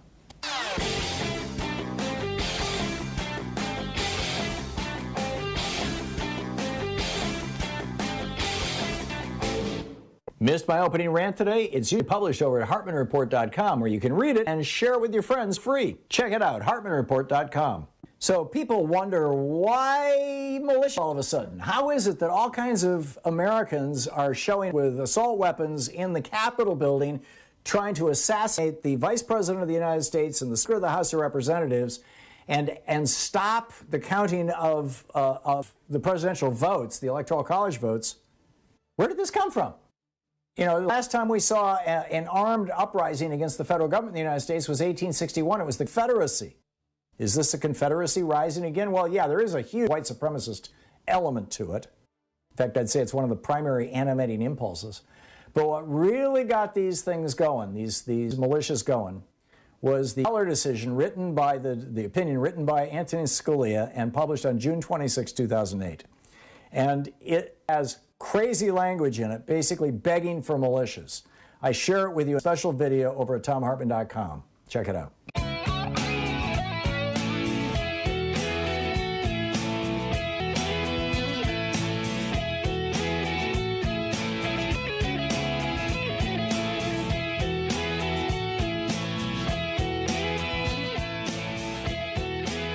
Thom Hartmann here with you, 21 minutes past the hour. It's Anything Goes Friday. And let's see here. Dylan in Albuquerque, New Mexico. Hey, Dylan, what's on your mind today? Hey, Tom, thanks for taking my call. I just wanted to pay respects first off to a great rapper, American rapper, DMX. He passed away today. Dealt with a lot of struggle being a black male in American history when he was a young child. So he dealt with a lot of addictions and died at the age of 50. Had a great message, so R.I.P. DMX. But and staying on the subject of racial segregation in this country, I'm originally from Texas, grew up, born and raised. My grandfather is from Mexico, and he came across the border back and fought in World War II. He gained his citizenship after he fought in World War II. Grew up in Brownsville, Texas, a small border town, and deep in the South Texas. But people have to realize that Texas was Mexico less than 200 years ago. And just to put this in perspective, England has been a kingdom since the 15th century.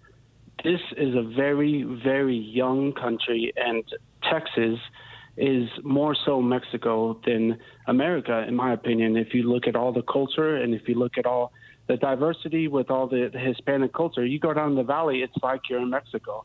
There's stores that they speak, Spanish. It's just people that's really got to calm down with all this racism towards Mexicans. This is more so Mexico and Texas than it is America. So they just need to shut up about that. So I think you could build an argument too for New Mexico and Arizona and even Southern California, or parts of Southern California, a good chunk of Southern California.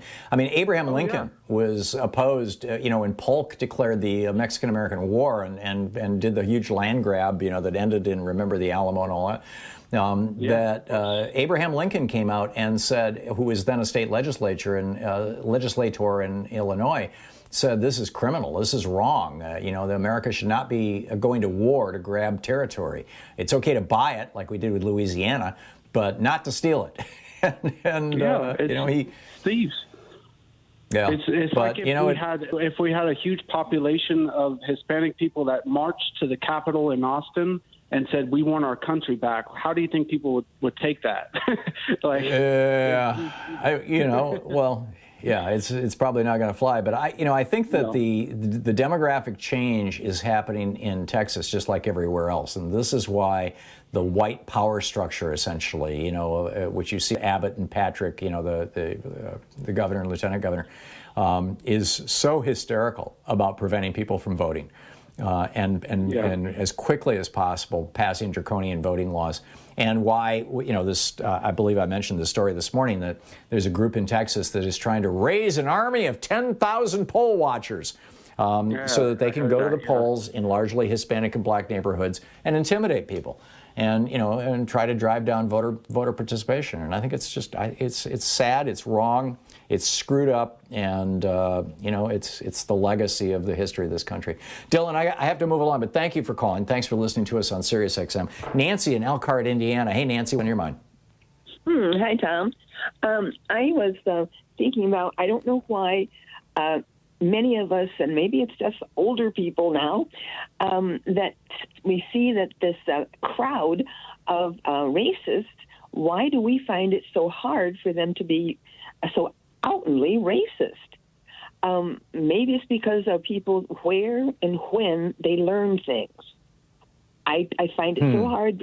When we were young, when we thought, we knew the Civil War was outwardly, we thought, well, my gosh, those good people in the North.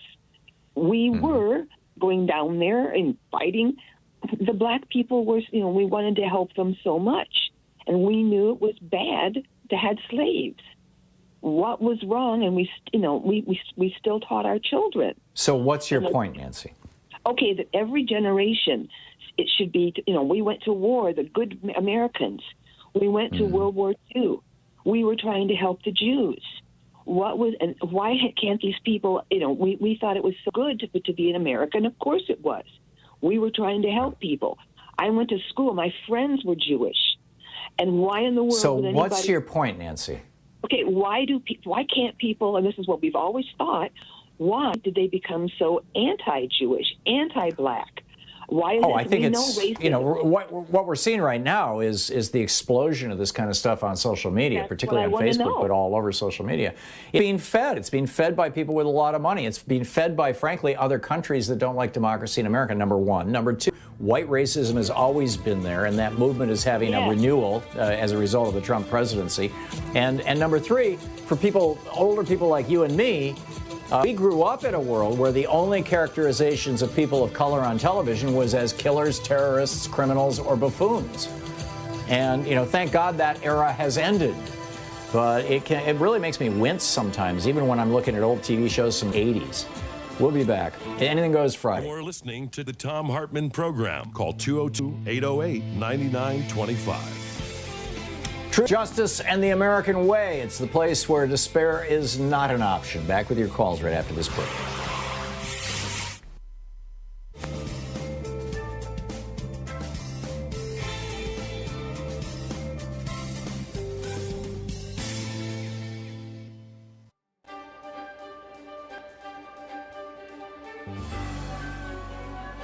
Our book today in the Thom Hartmann Book Club is Stand Up, Struggle Forward by Sanyika Shakur. This is a book that was written back in the late 90s, but it's still very, very timely. This is from the second chapter titled Class Antagonisms Inside the Fundamental Contradiction of National Oppression. Having just passed the 19th and quickly approached the 20th anniversary of the LA Rebellion, we should be reminded here of what Rodney King whimpered as he stood in front of a bank of microphones surrounded by class enemies and neo-colonial politicians. We should remember how he'd been dressed in that non-threatening cardigan sweater, white shirt, and black tie. How his hair had been tortured into submission by a jerry curl. We should reflect as well upon how timid and spooked he looked, and on how concerned and stern those who flanked him were as well. That was a Kodak moment. It was staged to foster an image of contrition and resignation, submission, a victim. Rodney King had been led to believe, through a bourgeois sense of reasoning, that the rebellion was really about him, that the reason new Africans and Mexicanos took to the streets of South Central was the result of his filmed beating. That, of course, is typical of mechanical bourgeois thinking. What it's not typical of, however, is someone from the hood. And this cuts both ways. No one in the hoods and barrios ever thought it was about Rodney King. We'd all seen the film over and over like everyone else, but that was par for the course. We'd always seen that, long before anybody caught it on tape. Actually, we'd experienced more than that. Why, it's safe to say that the hoods had gone to war with each other in just waves of internal, intra-class combat for much less than that. Though, because of a general colonial mentality which prevents the challenging of bottom-up oppression, the same hood forces will not, in any systemic way, wage war on the pigs, or for freedom, land, and socialism. Rodney King alone, and of his own accord, would not have thought to hold a press conference to ask the asinine question, in the form of a whimpering request, can't we just all get along? The fact of the matter is, we are getting along. New Africans and Mexicanos are getting along just fine. What we couldn't understand was why he was admonishing us for getting at the exploiters of our communities. The impression he gave with his handler's hands up his back like a ventriloquist troll was that a race riot was going on, as if we had all begun to kill each other or burn and rob each other's homes. His handlers compelled him to send up a false flag, a diversion. But you see, this was the very thing that exposed the class interests and reactionary politics of the Uncle Toms that had been designated to handle him and, by extension, us. Let's go back for a minute. Let's talk social development, a.k.a. history. There exists a fundamental contradiction in our lives that, like an elephant in the room, no one wants to acknowledge. As a consequence of the war waged upon various African nations by European powers, those of us captured and kidnapped were taken out of our own self-determining social developments and violently forced into Euro-American history. This is not simply a clever play on words. This is a reality. We lost the ability to control our own destiny. Read that again. From that time until now, the fundamental basic contradiction between the U.S. oppressor nation and our own oppressed and colonized nation has been the governing imperialist relationship, which is to say, us not being in control of the qualitative factors that determine lives as a people, as a nation. Our tradition of struggle against this fundamental contradiction has taken many forms, some hidden or obscured, some open and hostile. But all of these have been put to resolve the fundamental contradiction and to regain our independence. While there have been some bona fide struggles to resolve the contradiction, there have also been reactionary neocolonial struggles waged by internal enemies loyal to the oppressor nation and culture that have tried time and time again to subvert and control our destiny for the benefit of the capitalists. They've come among us, always imposed from above, stirring up emotions and giving lip service to progress, equality, justice, and prosperity.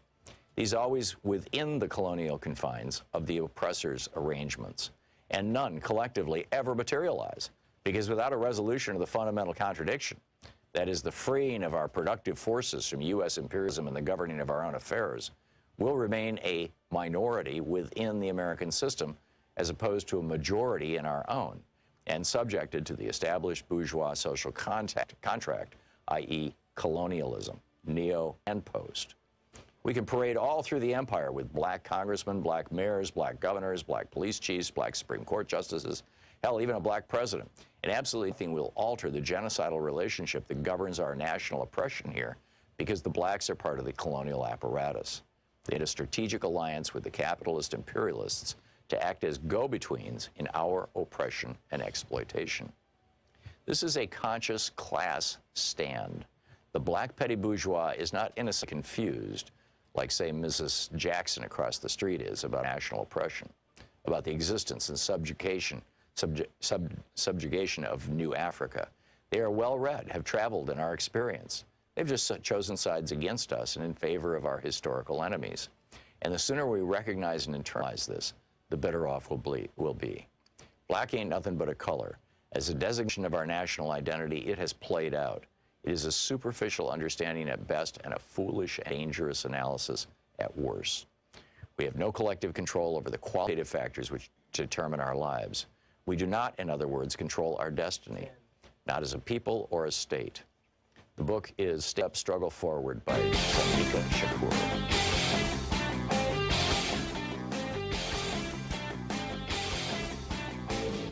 Share the Thom Hartmann Program with your friends. We're available on SiriusXM, Free Speech TV, Pacifica, commercial stations nationwide, YouTube, Twitter, Facebook, on the Thom Hartmann app, and you can even tell your smart speaker to listen to the Thom Hartmann Program. Welcome back. Thom Hartmann here with you. It's Anything Goes Friday. Brad, Austin, Texas. Hey, Brad, what's on your mind? Hello, Professor Thom. I've been a big fan of yours for over 15 years, and I want to talk about framing the conversation, which the conservative leadership has done a great job over the years of clear skies and death tax, et cetera. Thank you, Brad. Brad, could you get your mouth a little closer to your microphone, please, and give us your pitch? Off the speakerphone. Sorry about that. The thing that has driven me crazy with you and Bernie both is you keep saying free health and free education. And, you ever heard of the free market? Well, conservatives love the word free. That's not true either. But it's public-funded health care instead of funding the bloated military and corporate wealth. But that gives the conservatives, there's no free lunch, there's nothing free. You know, it gives them that opportunity to to take But then that we down. can just reply by saying, there is. Okay. Well, anyway, I just wanted to suggest Nobody's charging you for your error. Because the fact is, it's a. Go ahead. No, make your argument, Brad. I'm sorry, I keep interrupting you. Because the fact is that America is incredibly blessed and prosperous and generous. The general population are good people that want to take care of their neighbors and their elderly, and we use our tax dollars to provide health care and education and provide it to those that can't afford it. So therefore, it's public-funded health care education rather than free. Anyway, I hated giving the conservatives that another frame conversation is there's no free lunches. And then the other two things of framing, instead of the government, we should always be saying our government. Agreed. And then this last great recession that you and Mr. Wolf refer to all the time, why isn't it called the con recession or the great conservative recession? Or the Trump depression? Yes. I mean, you guys keep calling it the Great Recession. Give responsibility to who did that. Yeah, I'm with you. It's the Trump depression. So, sure seems that way to was me. It. The other thing that I'm afraid of is the facts of the environment and the stuff. There are things that people should be deeply concerned about, and I think people are afraid of fact writers such as yourself as well. So, well, there's very little conversation about that because it's like, oh, that's science, and no, this is in your face now, and we need to be pointing that out more. Brad, excellent points. Thank you so much for the call. Charles in Miami. Hey, Charles, what's up? Hey, how you doing, Tom? I'm just calling, and Brad just hit on something that I also think that we should do. We just plainly say we pay taxes, so our tax money should also go to healthcare. Yeah. I'm calling in, and that's just that simple. Nothing else. We're Americans, and we get to decide where our tax dollars should go. And I just think I didn't even want to talk about this, but another thought was, why don't the Democrats just say, now that we have the power, hey, if you want Medicare for all, sign up. We'll get you on there some type of way, and let's see the rush to Medicare for all then. Just take it away. But okay. The But problem with that, Charles, is that not every Democrat agrees with those policies, and we're seeing this with Kyrsten Sinema and Joe Manchin as well. Right, but Tom, my thing is this also: let people have a choice, not your representative. Let the people speak for themselves, and I guarantee you, we will see we'll at least have a gauge on it. But my thing is this: Fox News is getting away with murder, and they're helping Ron DeSantis. Ron DeSantis right now, he is trying to sue the federal government, and he wants cruise ships to start sailing, from ports again. And, it's just a big fight again always about, I heard something crazy yesterday about state sovereignty. State sovereignty, you know what? The federal government has the final say-so. And, I had a question for you a long time ago. Is tourism, because he wants to bring tourism back, they want another way to generate revenue in the states, and that's why they don't care about people's health. If you die, you die, in these red states. But is tourism like a killer to, like, just regular jobs? Because I notice in all the red states, there's like a tourism industry, and it seems like certain people get certain jobs and everybody else is left out of the mix.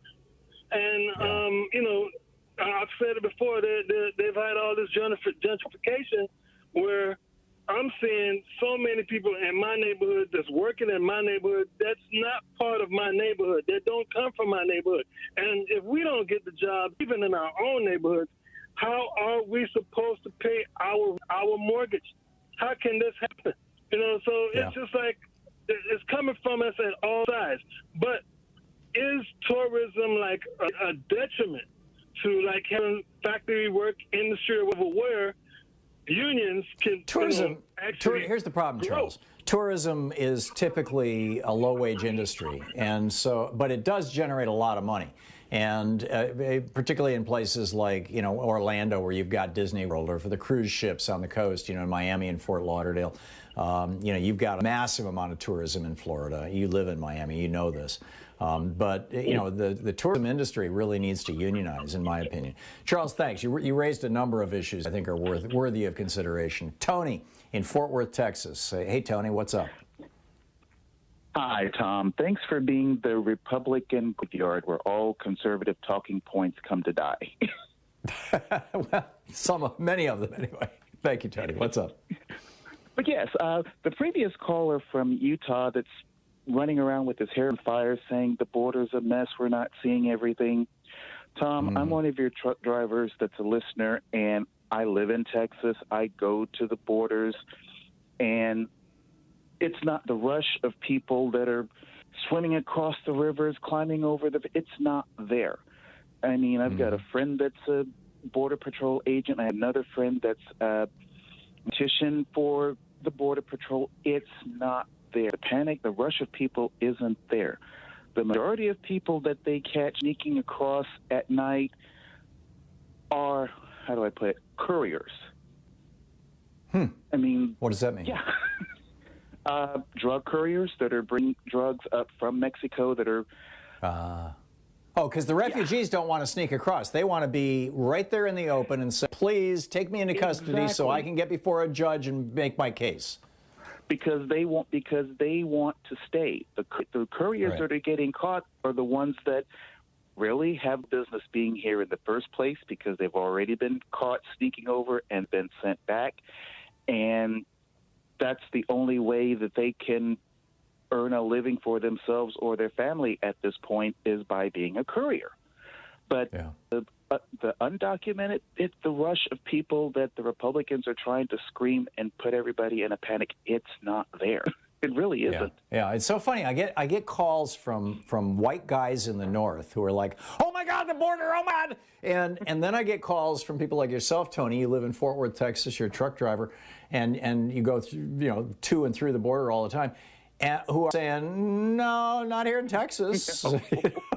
No, not only in Texas, but it's not there in Arizona. I mean, I go to parts of the border and I sit overnight or a day and a half, so I have a pretty good vantage point day and night of what's going on, and it's not there. Yeah, I get it. I totally get it. Tony, thank you for the call. It's great to hear from you, and I appreciate the perspective from somebody who actually lives in Texas. Paul in Woodinville, Washington. Hey, Paul, what's up? Hey, Tom, how's your algebra? It depends. Why are you asking? See if you can figure out this equation. FDR plus LBJ equals JRB.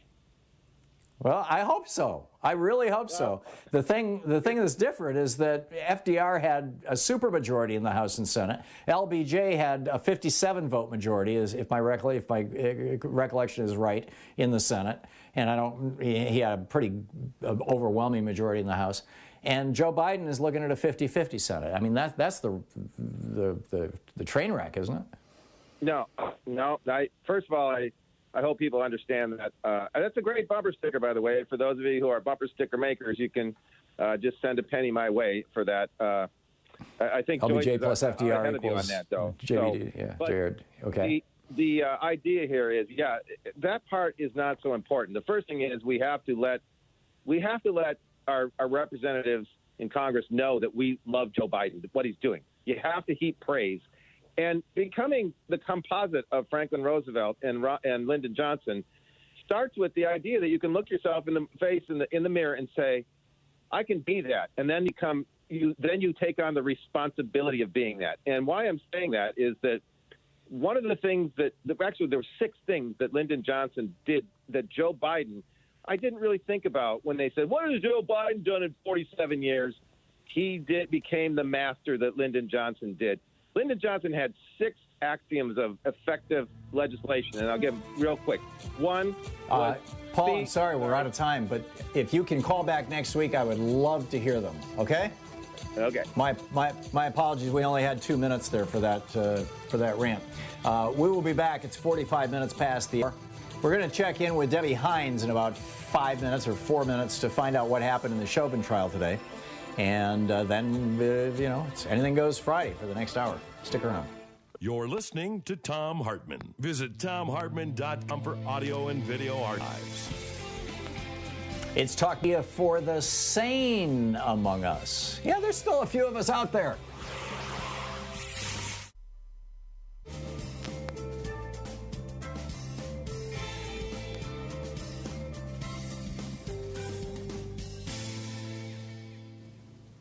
And welcome back. Nancy in Norcross, Georgia, watching us on Facebook Live. Hey, Nancy, what's up? Hello, thanks for taking my call. Let's see what I was on hold for a while. I know, I'm sorry. I wanted to ask you about the thing with Matt Gaetz. And I have to say, being born and raised in Georgia, I'm 62. I can remember white only on the courthouse wall. But there was an expression, the good old boys. And it seems, my question is, there seems to be, things keep popping up about Matt Gaetz and other, not solely Republicans, but there keeps to be these pedophiles that keep cropping up periodically in the news, or sex trafficking or sex scandals and all that are so many seem to be associated with this Republican good old boy network. And I always thought the good old boys. I'm sorry. Finish your. I thought you were finished. Yeah, finish your question. There's a slight delay here. I'm sorry. That's okay. But I mean, the expression "good old boys" was, you can call it white supremacy, you can call it, but it was. Yeah, I always thought the phrase "good boys" meant the people in charge, basically. The backslapping politicians who run the machine. Exactly, and I sit there and I watch Kemp with his, plantation picture behind him, and it snapped me back to that same behind the scenes good old boy network of, and then, you keep seeing, well, one thing I wanted to bring up is about Jeffrey Epstein and his, I really don't think he committed suicide, honestly. I think he was eliminated, but I'm skeptical also, or if he did commit suicide, it was facilitated, in my opinion. Because I don't think Donald Trump ever wanted him to see a trial, because he and Trump were so tight and had so many common friendships and relationships. Yeah. But I'm trying to explain it, but I'm not very good at it. But there just seems to be. I think, in any large population, Nancy, you're going to have a few perps. I mean, just to put it in simple language. Yeah, I know. And so you political infrastructure in the United States that has hundreds of thousands of elected politicians in various roles, and close to 1,000 people in Washington D.C.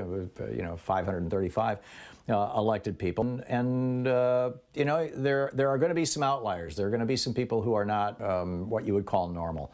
And, that's what we're seeing popping up here. The problem is that, and this goes way beyond perverts, the problem is with that the Republican Party, because they don't believe in governing, you get people like Matt Gaetz who come in and take $174,000 a year salary but never writes a piece of legislation. He has no piece of legislation with his name on it has ever been passed, and none of any consequence has ever been introduced. He's basically a potted plant when it comes to governance.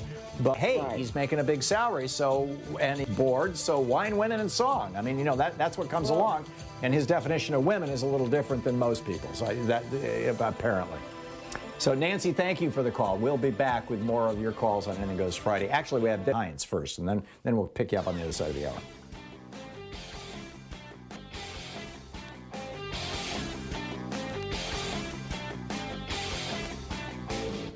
Missed my opening rant? It's usually published over at HartmannReport.com, where you can read it and share it with your friends for free. Check it out, HartmannReport.com. Hey, welcome back. Let's check in with our trial lawyer, legal political commentator, and former prosecutor and former Assistant Attorney General of Maryland, Debbie Hines. I am Debbie Hines. .com is her website, DEBBIEHINES, and I am Debbie Hines, her Twitter handle. Debbie, welcome back. What happened in the Chauvin trial today? So, today is starting off with another good day. We just finished main testimony, and they are starting, during the lunch break now.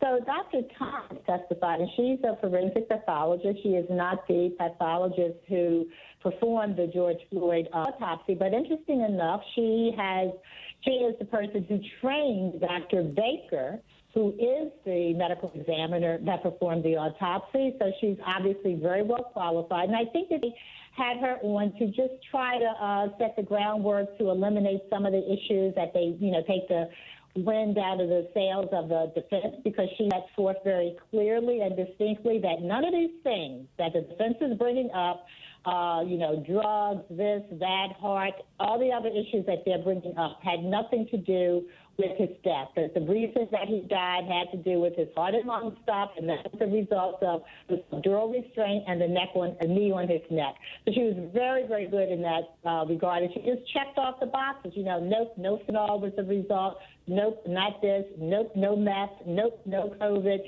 This was the result of it. So I think she was really good. But one of the points she made, Tom, which really helped me, she said she doesn't use, I always wondered why the medical examiner that performed the autopsy, Dr. Baker, did not say that the cause of death was due to asphyxiation. And she said that's not a term that she would use, because she said it doesn't explain anything. So she gave the example of if someone hangs themselves, and that would be by asphyxiation. But she said she wouldn't use the term. She would say that they died as a result of the hanging. So she's just trying to be very clear up that little problem that some people have in their minds about Dr. Baker's autopsy. Because as you may recall, the independent autopsy that was performed by Mr. Floyd's family did say that he died as a result of asphyxiation. Mm-hmm. So basically it sounds, Debbie, like all these threads are coming together in just a very, very clear, vivid, and extraordinarily painful, frankly, explanation that Derek Chauvin cut off George Floyd's ability to breathe in several different ways, compressing his chest and with the knee on his neck. And that loss of the ability to breathe, in fact, I had been assuming up until I'd heard this testimony that his carotid artery had been compressed and that it was cutting off the flow of blood to his brain, or to half his brain anyway, and that had something to do with it. But I was obviously very wrong on that. That basically they just didn't let him breathe, and then the horror of Chauvin sitting on him or standing on him with his knee for another 3 minutes after he was already dead. I can't imagine being in that courtroom. I mean, the thing that was apparent yesterday is that Mr. Floyd died such a gruesome and grueling death because we're just saying it was because of the knee. Mm-hmm. His body, the ground. I'm sorry, you dropped out there for a second, Debbie. Okay, his feet were on the ground, and so his whole weight of his body weight on George Floyd, as well as the additional 40 pounds of gear that he had on him. And right, he had lifted his foot off. Right, had lifted his foot off the pavement. So we still haven't heard the defense begin their argument, and I assume we still don't know when they're going to start. But based on, and I know I asked you this a couple days ago, but just for an update, based on the questions that are being asked on cross-examination by the defense witness, Mr. Nelson, are you seeing a defense emerging? In the defense, that cross-examination of Dr. Thomas today, the defense wants to say, well, and this is what they said, if you take out, the police activity of Derek Chauvin and the knee on his neck, if you take that out, couldn't Mr. Floyd have died as a result of a heart attack? Couldn't he have died as a result of fentanyl in his system? Couldn't he have died as a result of meth in his system? Couldn't he have died as a result of blood clots? But that was a big takeout. So, they're just trying to harp on what they can. They don't have that much to work with after yesterday's testimony by Dr. Chauvin. I mean, the pulmonologist just laid everything out, gave the jury examples, gave them little examples that they could use themselves while they're sitting in the... Oh, Debbie just faded out again.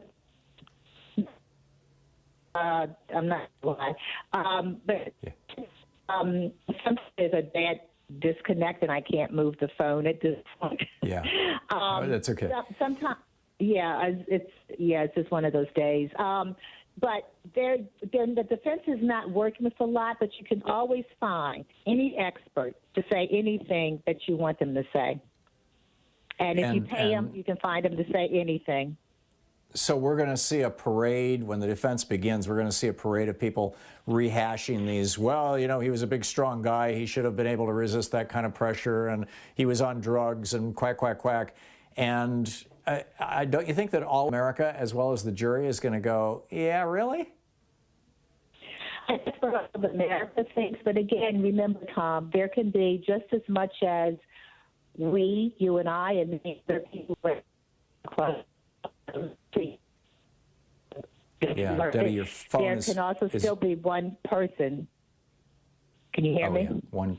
Yeah, I do now. There I'm can sorry. still be one. There can still be one person that can still be holding out for the officer, or just scientifically thinking, well, I think they did raise a reasonable doubt, so I'm just not going to go along with it. And we just won't know that until the jury comes back. Right, and I'm guessing during jury selection, the defense was looking for that one person. It'll be interesting to see if they got them. Debbie Hines, I am Debbie Hines.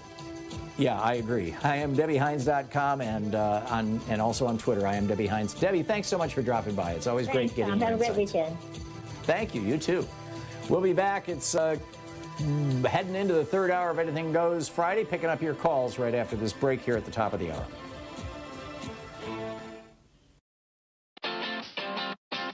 You're listening to Thom Hartmann.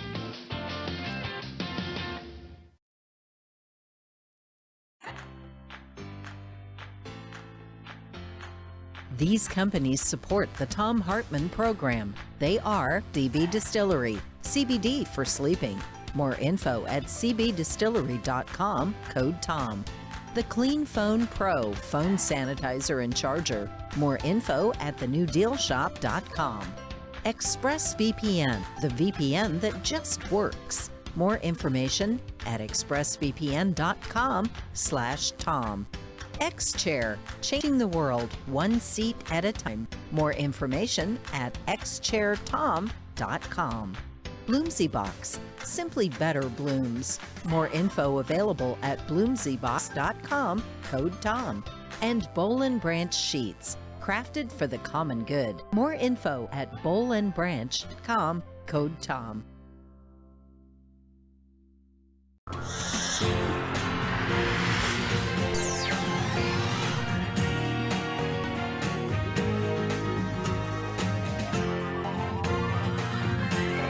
We say fight back.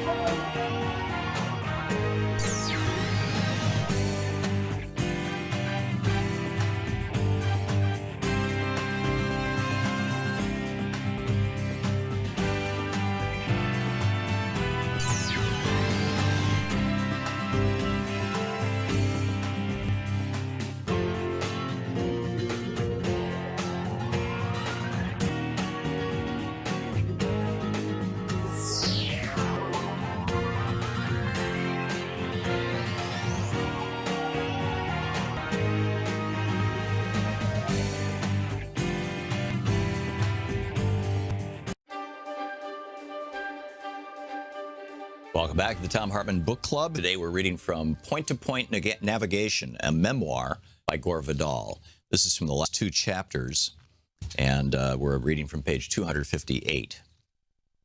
In 1961, a new president of the United States, John F. Kennedy, was inaugurated at the age of 43. With him, a new generation had taken the crown from the older generation as represented by General Eisenhower. There was triumphant talk of a new frontier, presumably to be crossed by all of us into a bright new land where the only shadow that marred the prospect was that of the hideous, murderous specter of international communism centered upon the Soviet Union, against whom JFK had sworn to bear any burden to ensure the ultimate victory of freedom, liberty, and so on. But early on, starting in 1959, under the general direction of then Vice President Richard Nixon, who had many interesting Cuban mob connections, Yes, Bibi Rebozo, his mysterious friend, was also linked not only to mobsters, but to the Cuban dictator Batista, who had been overthrown by Fidel Castro, to the annoyance of the mob, an annoyance that turned to fury when Castro shut down, if only briefly, the mafia-run Havana casinos. Elements of the CIA were soon attempting to murder Castro, who, like all Nixon enemies, was, if not yet a communist, worst a communist dupe. The presidential election of 1960 was a close one, fought by Nixon and John Kennedy, an attractive Massachusetts senator whose father had, ironically, dealings with many mobsters during the pre-World War II period, as well as at the time of the prohibition of alcohol. The late film producer Ray Stark told me how during the short presidency of JFK, Joe Kennedy and Frank Costello, the retired New York mob overlord, would often have dinner at Kennedy's Central Park South apartment and rehash old crimes, often in the country of a retired teamster who gave great massages. Joe's mob connections were useful to Jack in the 1960 election and could easily have saved JFK's life in 1963 had Bobby Kennedy, in the interest of building himself up in the public eyes, not started arresting important mobsters, particularly in the so-called Appalachian Mob Conference, bust, where they had all come together to confer about the secession of the leadership of the New York mob. I've long since forgotten how I first heard of the plot to kill JFK, while I had no idea at all of the Kennedy brothers' plot to kill Castro on December 1st, 1963, until I read a recent book by Lamar Waldron and Thom Hartmann called Ultimate Sacrifice. It was assumed that the Cuban Missile Crisis of '62 had sufficiently alarmed JFK and Castro's mentor Khrushchev so that they jointly backed down, putting an end, so everyone thought, to such dangerous adventures. JFK had pledged not to invade Cuba if Castro would allow inspections of any remaining missiles on the island. Since Castro did not cooperate, JFK then regarded his pledge as inoperative. In the spring of 1963, according to Ultimate Sacrifice, more a literal than an ironic title, John and Robert Kennedy started laying the groundwork for a coup against Fidel Castro that would eventually be set for what they called C-Day, December 1st, 1963. Bobby, like Nixon before him, was in charge of what would be the most secretive operation of its sort in our history. Since the CIA had, in the eyes of the Kennedys, botched the 1961 Bay of Pigs invasion, the Department of Defense was to be in charge of this adventure, which would first engage mob hitmen to assassinate Castro and then replace Castro with a provisional government that would implore the United States to come to its aid and restore order. Ours is a society riddled with plots of every kind, from, let's say, one to bribe certain members of Congress to cheat Indians of their casino money, to the financing, often secretly, of numerous presidential elections, while simultaneously great companies like Enron cheat customers, stockholders, and employees. Yet everyone who draws attention to all of this corruption is quickly denounced as a conspiracy theorist who means to undo the great fiction that anything truly wicked, at least in the murder line, must be the work of a solitary lone nut who is simply evil. Hence the setting up of Lee Harvey Oswald as the lone crazed killer of JFK, despite his own brief but presumably accurate statement after his Dallas arrest, "I'm the patsy." Then, as planned, his being gunned down by Jack Ruby, a fellow CIA asset. Oswald as lone killer for no reason at all, and addled Ruby, a one-time Chicago mobster who claimed to be deeply worried about the stress all this must be causing the widow Kennedy.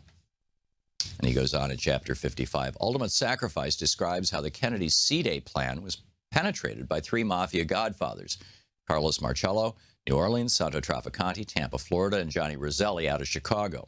All three were being vigorously pursued by Attorney General Robert Kennedy, along with a dozen other associates, of whom 6 were also working on the Castro murder case.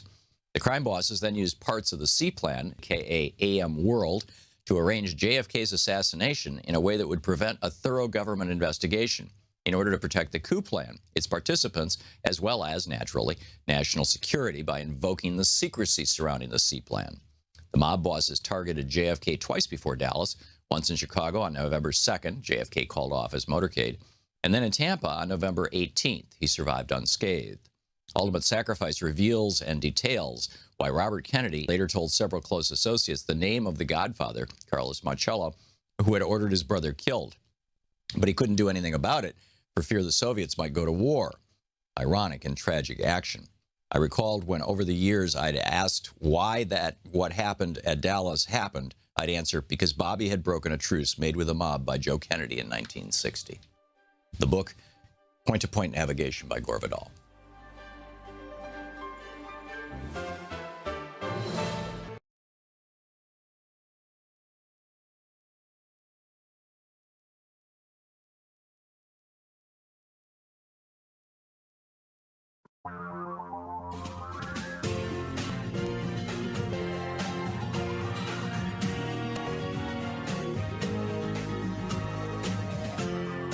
This is the Thom Hartmann Program. Welcome back. Thom Hartmann here with you. I see that the Fed have charged the guy who was the organizer, his name is James Kyle Bell, of the Keep America Great Committee, a super PAC, a Trump super PAC, is facing federal charges of misleading Trump donors and submitting fraudulent PPP loans. So this is like, really? I mean, that's where we're going to go with this. Oh, Joe Biden has appointed a commission. This was announced today. He's in fact, he may not have announced it yet. It's being reported in the New York Times right now that Joe Biden is going to appoint a commission to study for the next 180 days, the next 6 months, the need for or lack of a need for expanding the U.S. Supreme Court. Something that Justice Breyer, one of the three so-called liberals on the court, to the extent that he's a liberal, he's like a kind of a Clinton liberal, Bill Clinton, Clinton Democrat. He gave a speech early, it was perhaps last weekend, it's been the last 8 or 10 days, in which he just came right out and said, don't expand the court, don't talk about this, it ain't a good idea, all that kind of stuff, which I thought was kind of bizarre. I mean, he should know, as a member of the court, that the court has repeatedly throughout history been expanded and contracted as a result of politics. In 1800, John Adams and the what today you would call the Republicans, the Federalists in the Congress, actually chopped one member of the Supreme Court off, and then Jefferson, when he came in, had Congress add a member. In fact, I think he had him add 2 members so that he could appoint members of the Supreme Court. The same thing happened with Abraham Lincoln. When Lincoln died, they cut the size of the court down to 6 people. And so Andrew Johnson could not put anybody on the court. And then after Andrew Johnson was no longer president, they expanded the court again. I mean, this is our history. The court has always been a highly political institution, and it is absolutely a highly political institution at this moment. And we just need to acknowledge that. So anyhow, it's Anything Goes Friday, picking up your calls. Marilyn in Sun City, West Arizona. Hey, Marilyn, what's on your mind today? Hey, Tom. Trying not to be nervous again, but you had a caller earlier in the week talk about the 14th Amendment and Section 3, and I think he was a lawyer, but maybe not, and he said something to the effect that it requires a 2/3 majority to keep them in Congress, only a simple majority to kick them out. And you said you were going to check on that. I did a little bit of my own checking, but did you check on it? I not only checked on it, I updated my article, which you could find over Hartmann Report, and I found that that's very much the case. And I found, and I embedded some links in my article to commentary and history that demonstrate that that's the case, that Congress with a simple majority can expel members that have engaged in seditious behavior. And if they want to, quote, remedy the deficiency or the defect or whatever the exact language was of the 14th Amendment, that requires a 2/3 vote. So basically what the radical Republicans were doing in the 1860s, 1868 was when the 14th Amendment was passed, what they were doing with that was saying, we're going to make it fairly easy to kick these old Confederates or Confederate sympathizers out of Congress. We're going to make it fairly hard to get them back in. Right. That's what I found as well. Thank you for that update, Tom. Okay. You're welcome, Marilyn. Thank you for the call. It is absolutely great when people are following up on things and really attending to things. I so appreciate your call, Marilyn. Thank you. Gene in Somerville, South Carolina. Gene, UFOs? Hi. Yes, sir. I'm ready to go. Okay, it is the perfect day. It's Anything Goes Friday. What's on your mind about flying saucers? Well, it's been, 74 years? And since Roswell? The government was going to do, it's been 74 years since the first sighting in 1947. Mm-hmm. The Roswell incident. Right. And nothing has been told to the public about what's going on. And what we don't know can hurt us. On top of that, not being able to discover what's what a UFO is, and they see them all the time. I'm talking about Navy pilots, airline pilots, chiefs of police. Well, the Navy did release the videotape just earlier this year, I think it was, or maybe it was late last year. The Navy released the videotape of those pilots who were chasing those UFOs. As I recall, it was around California and off the coast of California. Could be wrong on that, but the videos were pretty compelling, and the conversation that the pilots were having with air traffic control was pretty startling. I mean, they were just coming right out and saying it. There's this thing, it's shaped like a cigar, it's flying faster than we can. Oop, it just turned, stuff like that. I mean, it was like, whoa, what's going on here? Well, the one I saw out of Lincoln, North Carolina, it's been about a decade ago. It was silvery looking and cigar shaped, and the thing was huge.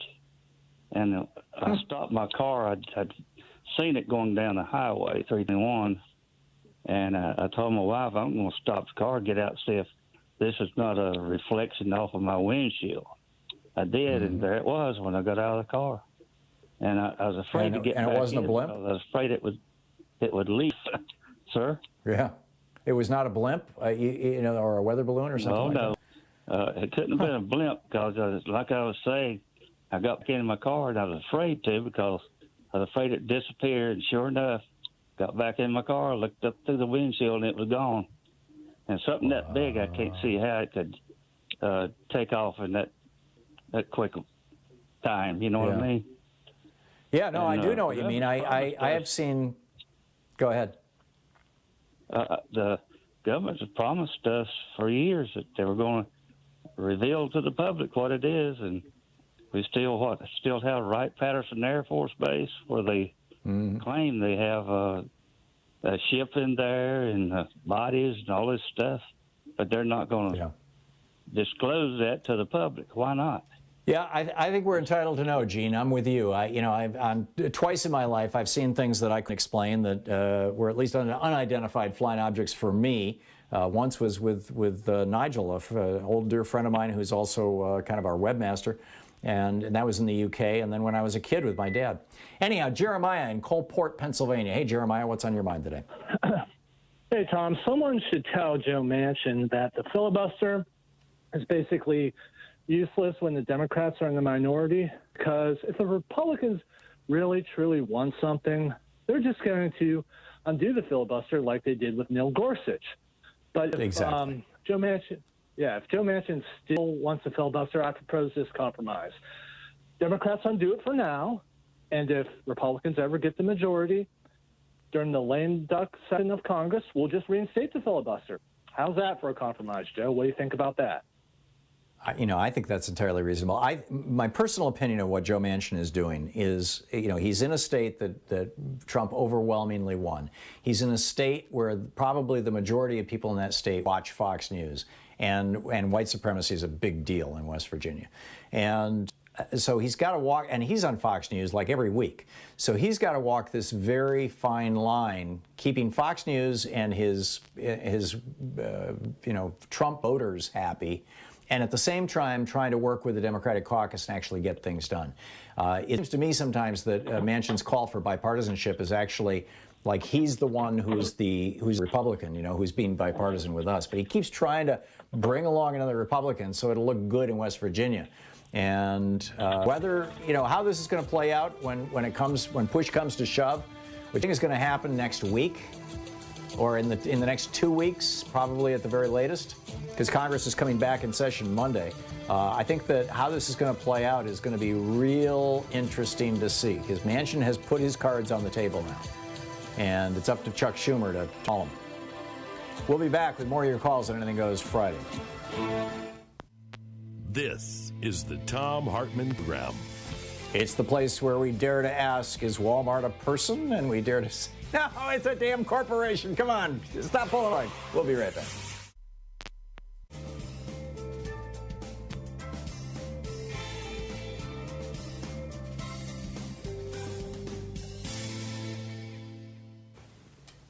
And welcome back. Bruce in Seattle. Hey, Bruce, thanks for listening to KBCS. What's on your mind today?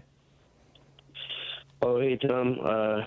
I was calling to reflect back on your subject earlier this week about politics and religion, and I just wanted to say that I feel that I'm a gang stalking victim or group stalking victim. It's been happening to me for 18 years, and I think these same people that did like the January 6th thing are the same people gang stalking me, and I think it's infiltrated our entire politics and government in the whole, because if 64 million people are in on this, then that means virtually every other person out there, and I think they... Bruce, you are sounding like a paranoid. They all communicate to each other. You are sounding like somebody who is clinically paranoid. Have you? Are you pulling my leg, or have you talked to a professional about this? Because that kind of stuff, 74 million people out to get me, that's what people say who really need psychiatric help. And I'm not trying to make fun of you. I'm being very serious here.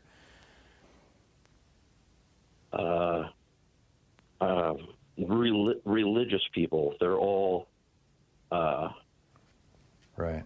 Bruce, I'm going to end the call. I'm sorry. I feel real uncomfortable about this, in part because I don't know if you're just, BSing, one of these people who calls in to try to make fun of the host, or if you actually have a problem. And whether that problem is that you're actually being stalked by somebody and perhaps you're exaggerating, what it is, or whether it's that you think you're being stalked by people. I would encourage you, if you have any evidence at all, contact the police. It's very straightforward. And on the other hand, if you feel that this may be happening in your head, there are services out there that you can reach out to. And you're in Seattle, as I recall. I would suggest that you do that, because it's tough stuff. Let's see here, David in Spotswood, New Jersey. Hey, David, what's on your mind today? Hey, this is in response to me being told that I'm overqualified for the 18th time.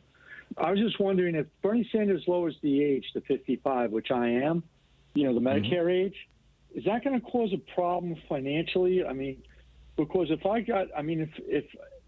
had free health care and a company wanted to hire me, I'd be $25,000 to $30,000 cheaper than somebody 10 years younger than me. And therefore, would that cause a disruption in the economy? And why isn't big business getting behind Bernie Sanders, since they could essentially lower everyone's wages? And what are your thoughts? I'm not sure it would necessarily lower wages. I think that those companies... It would be interesting to see how it works out, because the company that I have, right, this little company here, we have a policy of paying everybody's health insurance. Medicare is not free. My Medicare costs me about $2,500 a year, and my company pays for that, and tax law allows for that. So just like it used to pay for insurance when I had insurance, it now pays for my Medicare. And so I'm guessing that companies would just adapt to that, and it would just be a benefit that your Medicare, if you were 55, was cheaper than... a lot less than $30,000. My point, yeah. So it would be a benefit to the company, but they would still be able to say that they're, that they're picking up the tab. Companies can do that. It is, health insurance is fully deductible for a business, regardless of where the payment is made to. David, thanks for the call. It's an interesting question. We'll be right back.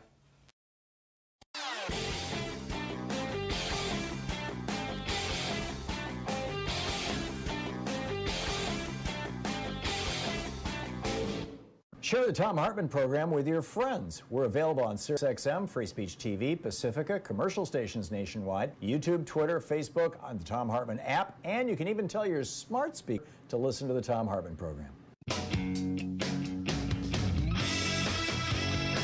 Welcome back. Thom Hartmann here with you. Bill in Richmond, Virginia. Hey, Bill, thanks for listening to SiriusXM. What's on your mind today? Yes, sir. Well, I was going to follow up on the thing about Justice Breyer. Mm-hmm. But I want to say this. One of your callers a couple of times ago was talking about what the Republicans did with the filibuster about Gorsuch. But who was the one who started the filibusters about taking the filibuster off for judges? I believe it was the Democrats for federal court appointments. Right.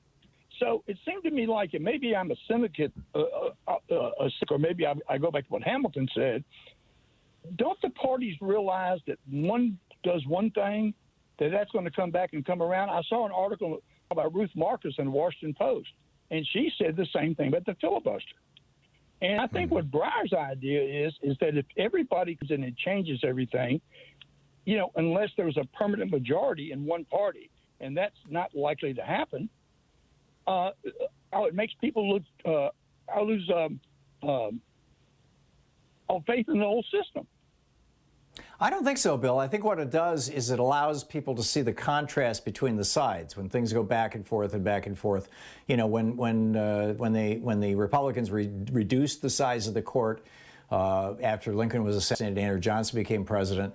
There was widespread acceptance of that. Andrew Johnson was extremely unpopular. There was huge popular support for his impeachment, and he avoided it. He escaped impeachment by just one single vote in the Senate. And then when Johnson was out of office and you had Ulysses Grant in there, a good Republican, there was widespread public support for expanding the court. I think that's just a reflection of America. With regard to the filibuster, I think the big issue that nobody seems to be discussing is whether or not we believe in democracy. Every single member of the United States Senate, I am confident I can say this without fear of contradiction or challenge from any one of the 100 United States senators. Every single one of them, if they won an election by one vote, they would take that seat.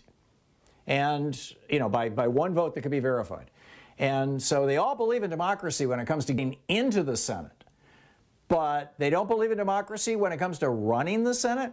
Now, it's true that there are a few things in the Constitution that require more than a one-vote majority in the Senate. For example, amending the Constitution requires a two-thirds vote. But that is an extra, and there's some cases in the Constitution where you have to have a supermajority in order to do something. Impeach the president, for example. That requires a supermajority as well. So we understand that there are things that are so structural and so important that we will set aside democracy, over the short term in order to preserve those institutions of our government. But the filibuster is setting aside democracy broadly with all kinds of legislation that has passed another House of Congress. And it seems to me that the filibuster, which was spoken against during the founding generation, which was spoken against during the Constitutional Convention. There was never any filibuster until 1838, and it never really became a thing until 1841. And this was all John C. Calhoun's work, the founder of the Confederacy, in the United States Senate when he left being governor of South Carolina to fill a vacancy in the Senate. And basically, led us straight into Civil War and led the South right into their separation. And he used that filibuster 100% of the time to fight those senators from the North who were opposed to slavery. And then after 1865, after the war, from then until 1964, for 99 years, 100% of the time, the filibuster was used to block civil rights legislation. 100% of the time. So, we have to understand what this is and where it came from, Bill. Oh, Tom, I understand the history behind it, but this is what I'm trying to say is like, for example, on the left arm of Congress, all the Democrats were putting in motions for filibuster. So to me, both parties... of course. Totally you use the tools that are available to you. Well, that's right. So, but the other thing I was going to ask you about this, this outfit called Demand Justice is putting pressure on Breyer to retire. Now, I remember that when Kennedy retired, there was all this talk about all this backdoor stuff with Deutsche Bank and everything else about that. But how come nobody's talking about the pressure that's being put on Breyer to retire? He's already said, I'm 82 years old, I'm not 90 years old. Yeah, because Demand Justice is not anywhere near the size of the Democratic Party. It's a great group and it's a small group, but it's a small group. And so, that kind of thing is not the kind of thing that's going to make its way into the New York Times or the Washington Post. I think that Breyer at 82 probably should retire. I'm trying to remember the name of the guy who retired to New Hampshire after the Fifth Amendment case. I was Souter. Yeah, the one appointed by Nixon. Yeah, Souter. David Souter. And he's still alive, and he retired a long time ago. I would like to see Breyer retire because I would like to see a young person get that progressive seat, and there's no doubt in my mind Joe Biden would appoint a progressive to that position. And the Republicans did blow up the filibuster relative to Supreme Court nominations, and so they have no complaint and they can't stop it. And Breyer is like acting like a contrarian, like he's all offended or something, and which makes me wonder, is he really still all there? I don't know. Apparently he is. He gave a pretty good speech the other day, but say what? Yeah, but it wasn't applied to Ginsburg. Oh, there was no pressure put on her. If there was, it was certainly notoriety about it.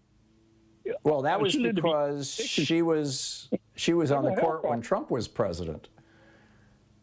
Well, I mean, she didn't get really sick until the last year of the Obama presidency, and you could argue that she should have pulled out at that point in time. She was, she was just a firecracker. She was in the middle of so many things.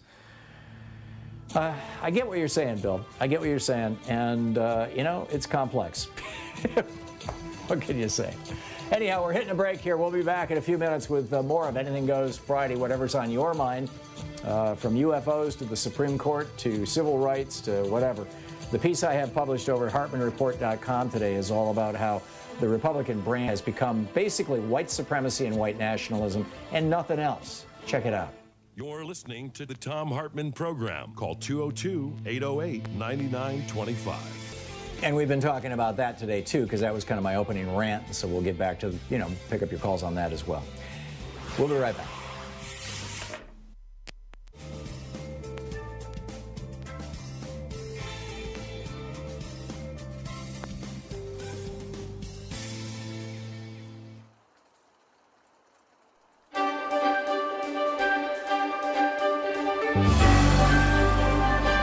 Our book for today is Kickback, Exposing the Global Corporate Bribery Network by David Montero. This is from the introduction, Chapter 1.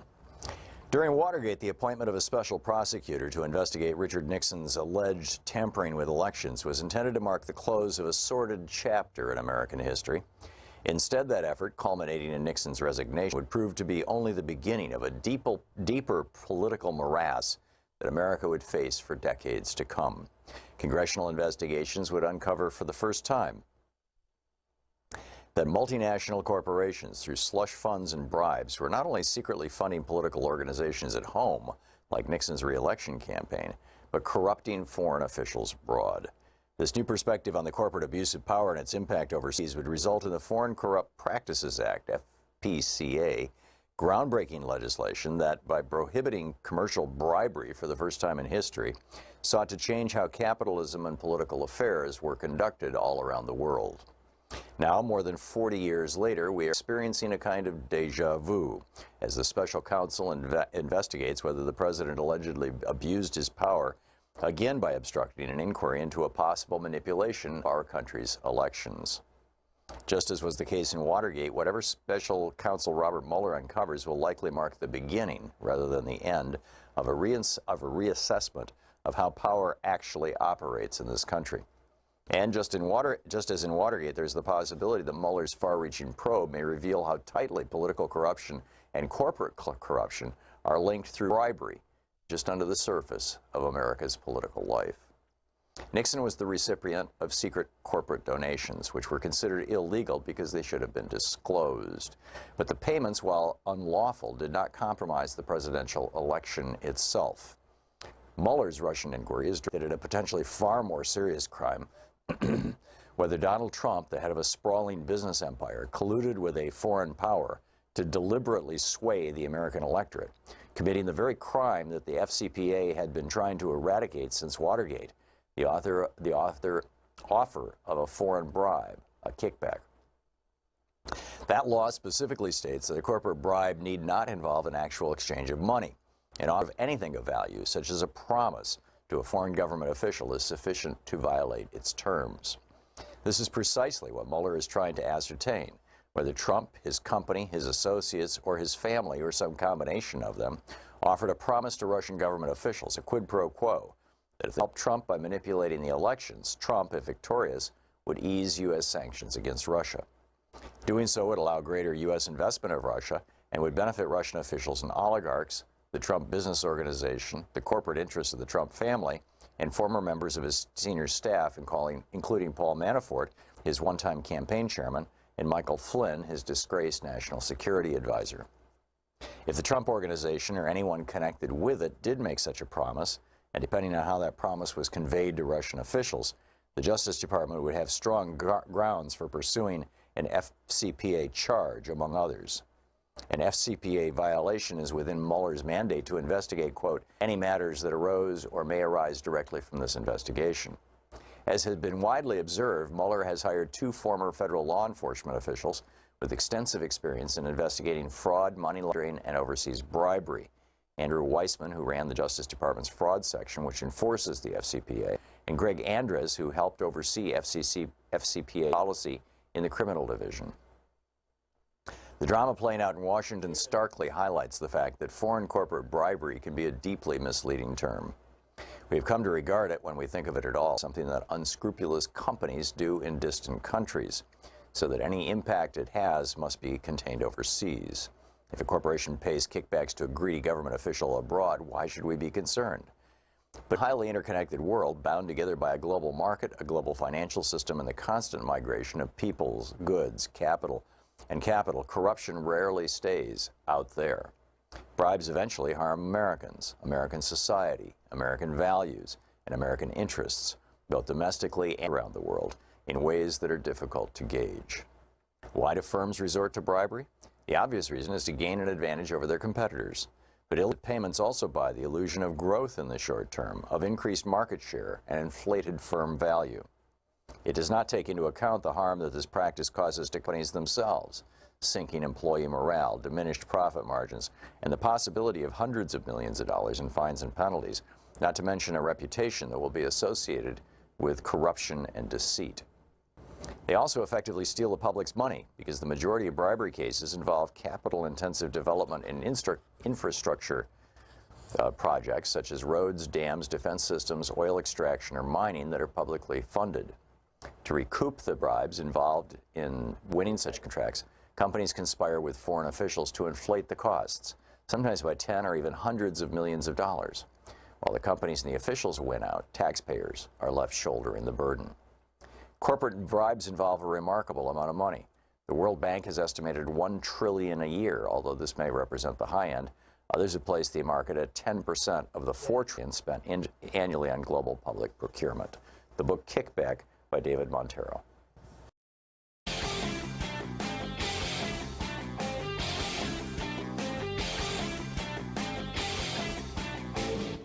Missed my opening rant today? It's usually published over at HartmanReport.com, where you can read it and share it with your friends for free. Check it out, HartmanReport.com.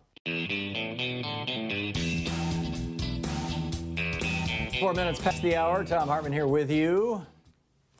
And Catherine in Escudero, California. Hey, Catherine, what's up? Hi, Tom. I wanted to talk to you today about a woman named Sarah Grimke, who was born in the late 1700s. She was born to a very, very wealthy slaveholding family, I think South Carolina. And she hated slavery, and she moved to the North to fight against it in the early 1800s when she was of age. The reason I called was because one of your previous callers said, what happened and how did it come that all of this racism in this country?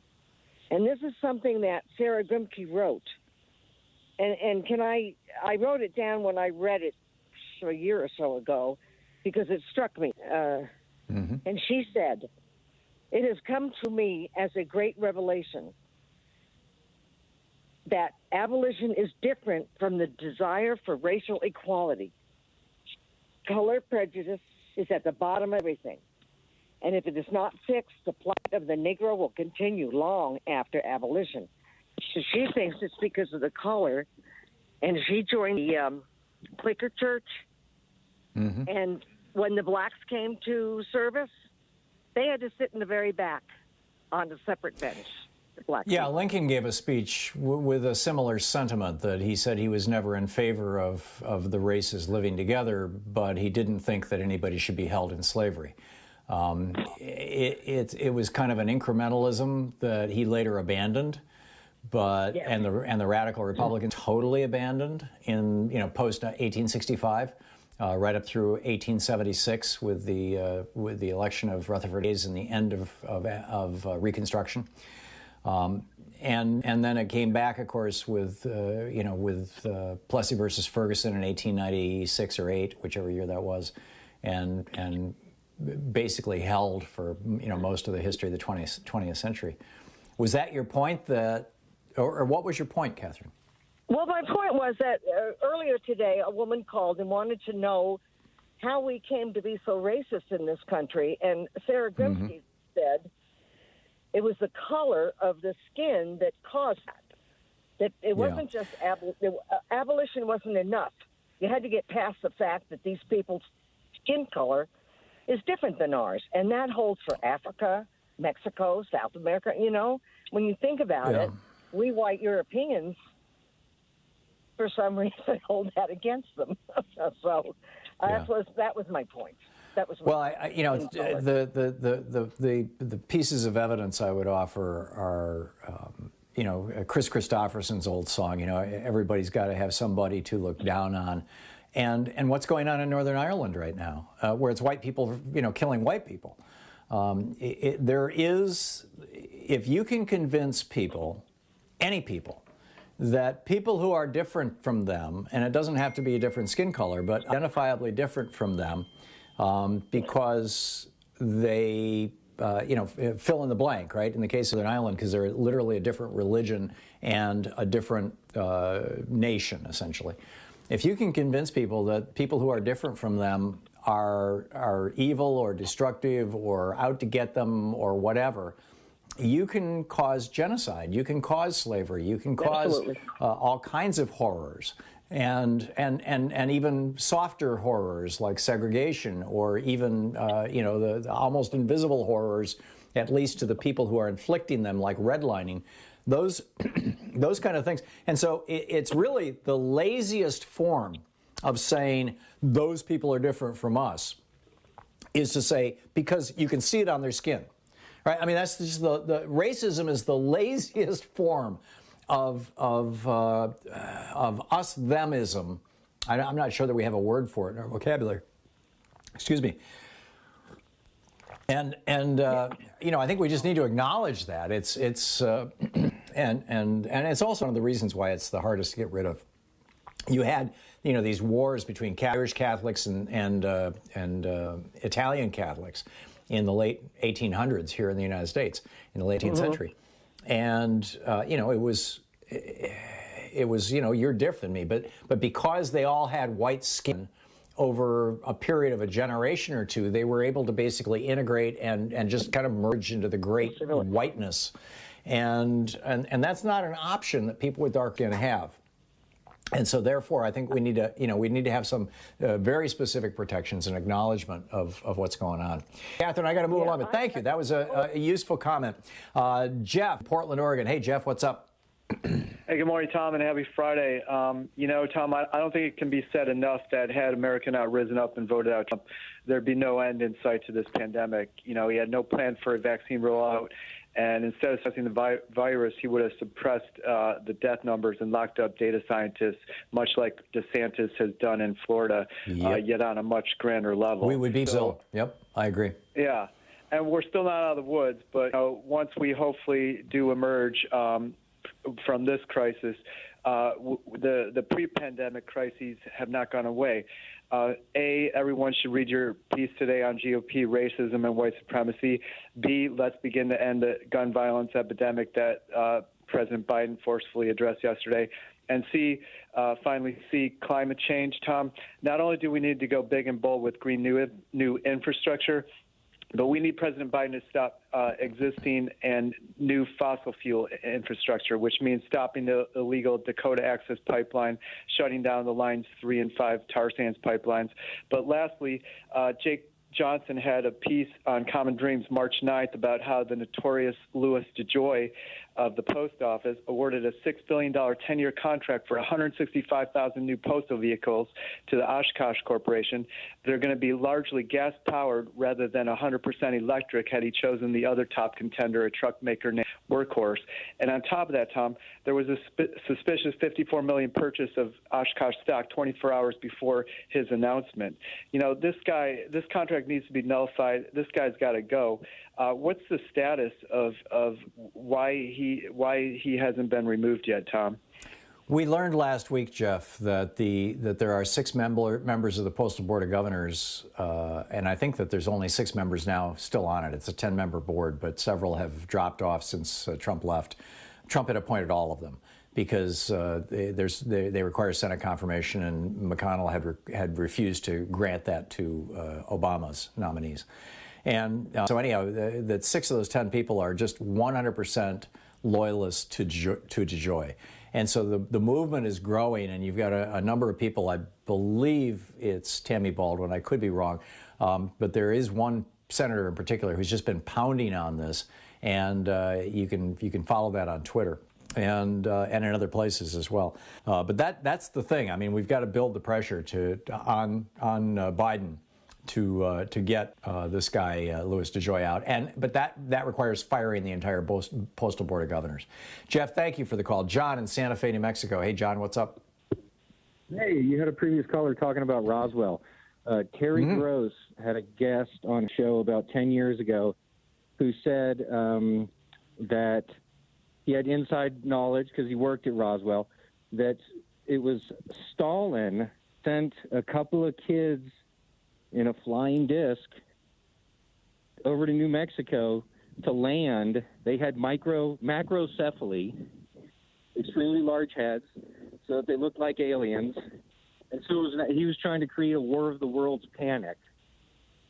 And so I find that I'm very skeptical of that, John. Well, I am too, but that Soviet Russia had flying saucer technology that we've never seen again. What's that? I'm sorry. I said, he's saying that. I don't think there was any special.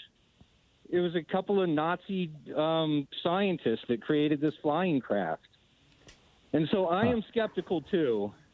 But it made it through the fresh air vetting process. So. Yeah, which is not insubstantial. That's fascinating. I wasn't able to look it up, but there was a book about Area 51 written about that time by a woman, Annie Jacobson. Mm-hmm. And so I'll have to check it out. John, I need to move along. I want to get one more call in here before we hit the break, but thank you. Dan in Altoona, Pennsylvania. Hey, Dan, what's up? Hey, Tom. Even though I want to get into UFOs real hard with you, I can't today because I got to move along. But I wanted to let you know what I think Joe Manchin's up to. I personally think he made a deal with McConnell. Him and Sinema probably both did. And they're going to stall everything until the pressure builds on them, and then they're going to switch parties. And I think Manchin is going to be the first one that they're planning on it happening to, but Sinema's the backup plan. So, McConnell always has a plan for everything, and I think that he's playing dumb right now. And I think that him and Manchin had a talk, and I think he's going to... I so hope you're wrong, Dan. Do you have any evidence for this?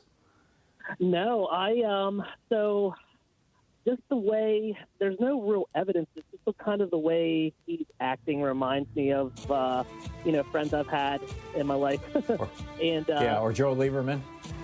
Yeah, Joe Lieberman. I'm a little young for him, so I'm not, too familiar. Yeah, well, he did this.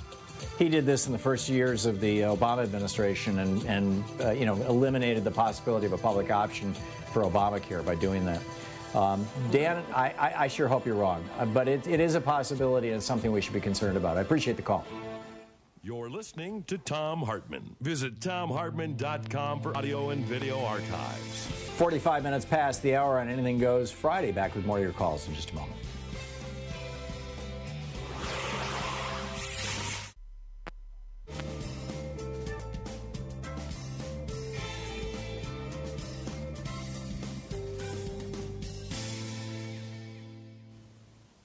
And welcome back. James in Burnsville, West Virginia. Hey, James. Hello, Mr. Curious. Hartman.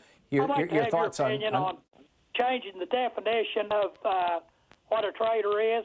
Because I really believe that Trump is a traitor. I believe that the Republicans that went along with him are traitors, and I believe the people that broke into the Capitol was traitors. So let's change the definition of the law to get where they protect and defend the Constitution of the United States. What do you think? I completely agree with you, James. My opinion is that Donald Trump, throughout his presidency, was not working in the best interests of the United States. He was working in the best interests of international oligarchs, in particular, I believe, some Russian oligarchs that he wanted to suck up to so he could build a Trump Tower in Moscow. And God only knows if they had something on him, but he was clearly not acting in the best interests of America by making the pandemic worse, by blowing up international relations, by even blowing up the Iran deal that Russia helped negotiate, which is why I'm not certain that it's the Russian state was calling these tunes, but there's certainly somebody was calling these tunes, and Trump himself is an oligarch, so a billionaire, or at least he says he is. So it would make a certain amount of sense. I'm with you, James, and I think that as we start seeing, it was just announced today that the Justice Department is going to allow some, if not all, of the people who have been arrested at the Capitol to plea bargain, to plea down their charges. And that may produce some real interesting results, because typically what is associated with a plea bargain is, at the very least, an admission of guilt, and very often cooperation as a witness. If the Justice Department had not said, yes, you may plea bargain with these people, then the prosecutors would not have been able to go to them and say, you're facing 20 years in jail, but if you flip on 3 people, we can help you out. Now they can do that. So I think that we're getting into a real interesting phase here, and the treason, I believe it was treason that they committed. The treason I hope, or I expect, will be exposed. So, we'll have to see, but I'm hopeful. James, I got to run, but thank you for the call. A good point. Excellent point. Patrick in West Los Angeles. Hey, Patrick, what's up? Hey, Tom, hope you're doing well there. Okay, so my wife yesterday was, occasionally she'll scan Fox News. What do they have? Well, they've got nothing, but they're continuing the story about Hunter Biden and the computer. And I mean, literally, she calls me over, and they've got this blurred out picture of a guy sandwiched between 2 girls, and it appears as though they're completely disrobed. On top of a bed. I mean, it's you can't see who it is, but they're talking about Hunter Biden. And another example of this type of thing is with George Soros. I mean, the man gets pulled into every conspiracy theory out there by the. Well, that's because he's Jewish and he's a billionaire. I mean, this is just anti-Semitism 101. But I'm wondering. We've recently seen Dominion suing, the crap out of these people. Can these people please sue Fox News? I mean, it's not, there's nothing. Dominion is suing Fox News right now. It's why Fox News has stopped talking about how the election was stolen. It's the Dominion has sued them, and that's why they're going after Hunter Biden. That's all they've got left. Patrick, I got to run, but thank you. Reports from the trenches.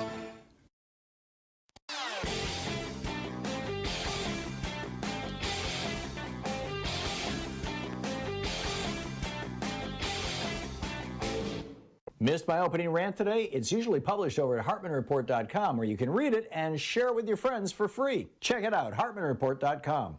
So for our Thom Hartmann Insider videotape that is over, or videotape, YouTube, whatever you want to call it, private video that's available over at ThomHartmann.com, I'm talking this week about Donald Trump just completely giving in to Erdogan of Turkey, the president of Turkey, the dictator of Turkey now. And this theory that Jared Kushner okayed the killing, at least the capture, perhaps the killing of Jamal Khashoggi, and to Mohammed bin Salman, and that Erdogan has the tape of it, and that when he called up Donald Trump a couple weeks ago and said, I want you to pull out of Syria and give me those Kurds so I can kill them and take that land, that he did it because Erdogan threatened him.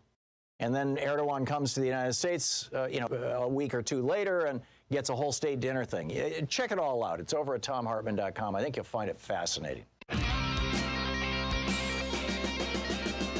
And welcome back. Anything Goes Friday. Maine in Chicago. Hey, Maine, what's on your mind today? Yeah, how you doing, Tom? Good. I wanted to. There's something happening in the black community that's been going on for about now, let's say 7-10 years or so. How it changed over, the economic system has changed over from the white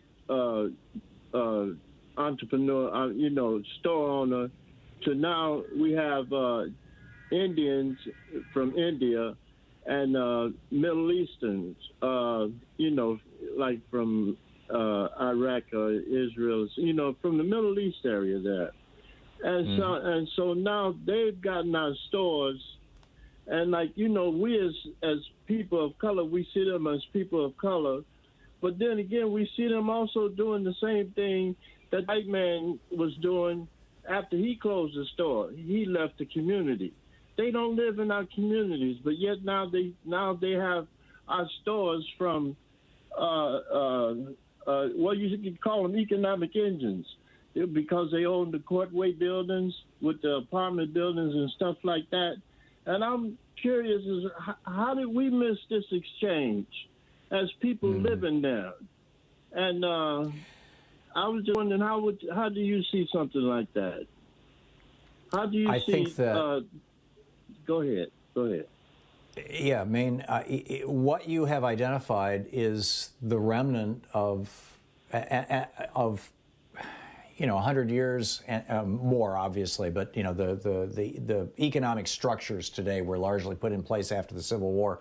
150 years of an economic system that led to this point today, where the average wealth owned by the average white family in America is in the neighborhood of $100,000, and the average wealth owned by the average black family in America is in the neighborhood of around $7,000. And as a consequence, white families and also, frankly, immigrants who were not subject to that kind of oppression throughout their lives, coming to this country with enough money to buy a store in a neighborhood, moving into black neighborhoods because the stores in those neighborhoods are cheap. They're still beyond the reach of the black people who live in those neighborhoods, because that money has never really been available to those communities, to that community, to your community, Maine. And therefore, that's where I see, this is the kind of thing that I see as a target for reparations type programs, which is going into the black community, identifying black entrepreneurs who clearly have the business skill to be able to run a business, but lack access to the funding, and providing them with that funding, and not providing it as loans, providing it to them as a starting point, as grants, essentially.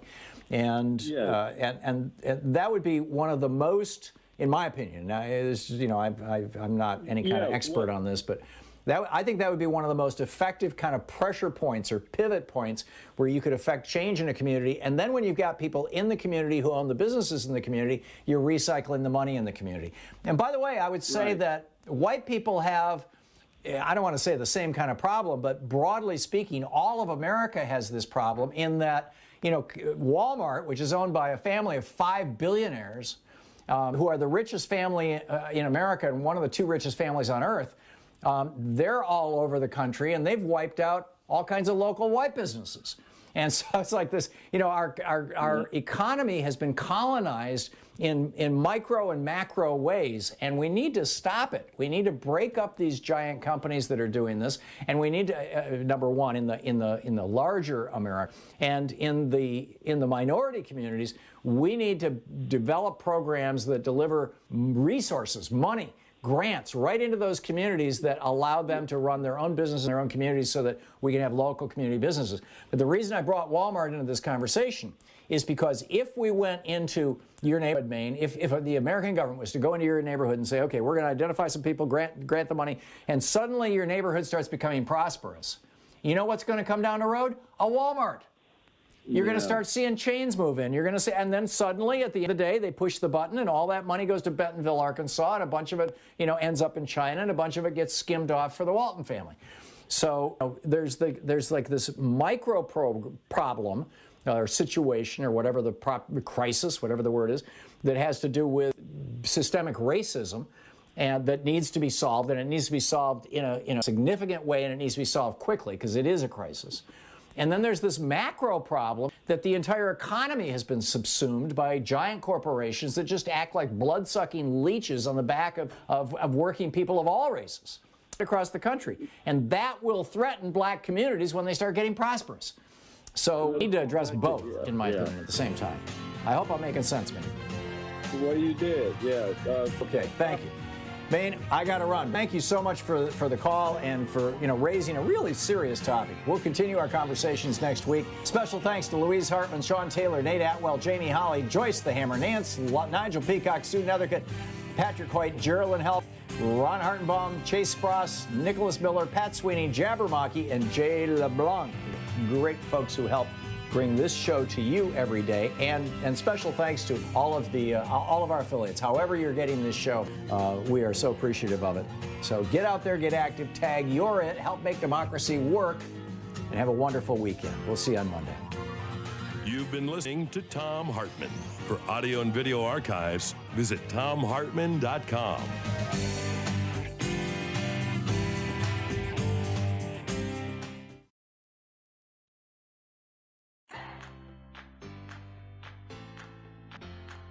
These companies support the Thom Hartmann Program. They are CB Distillery, CBD for sleeping.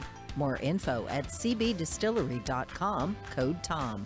The Clean Phone Pro, phone sanitizer and charger. More info at thenewdealshop.com. ExpressVPN, the VPN that just works. More information at expressvpn.com/Tom. X-Chair, changing the world one seat at a time. More information at xchairtom.com. Bloomsy Box, simply better blooms. More info available at bloomsybox.com, code TOM. And Boll & Branch Sheets, crafted for the common good. More info at bollandbranch.com, code TOM.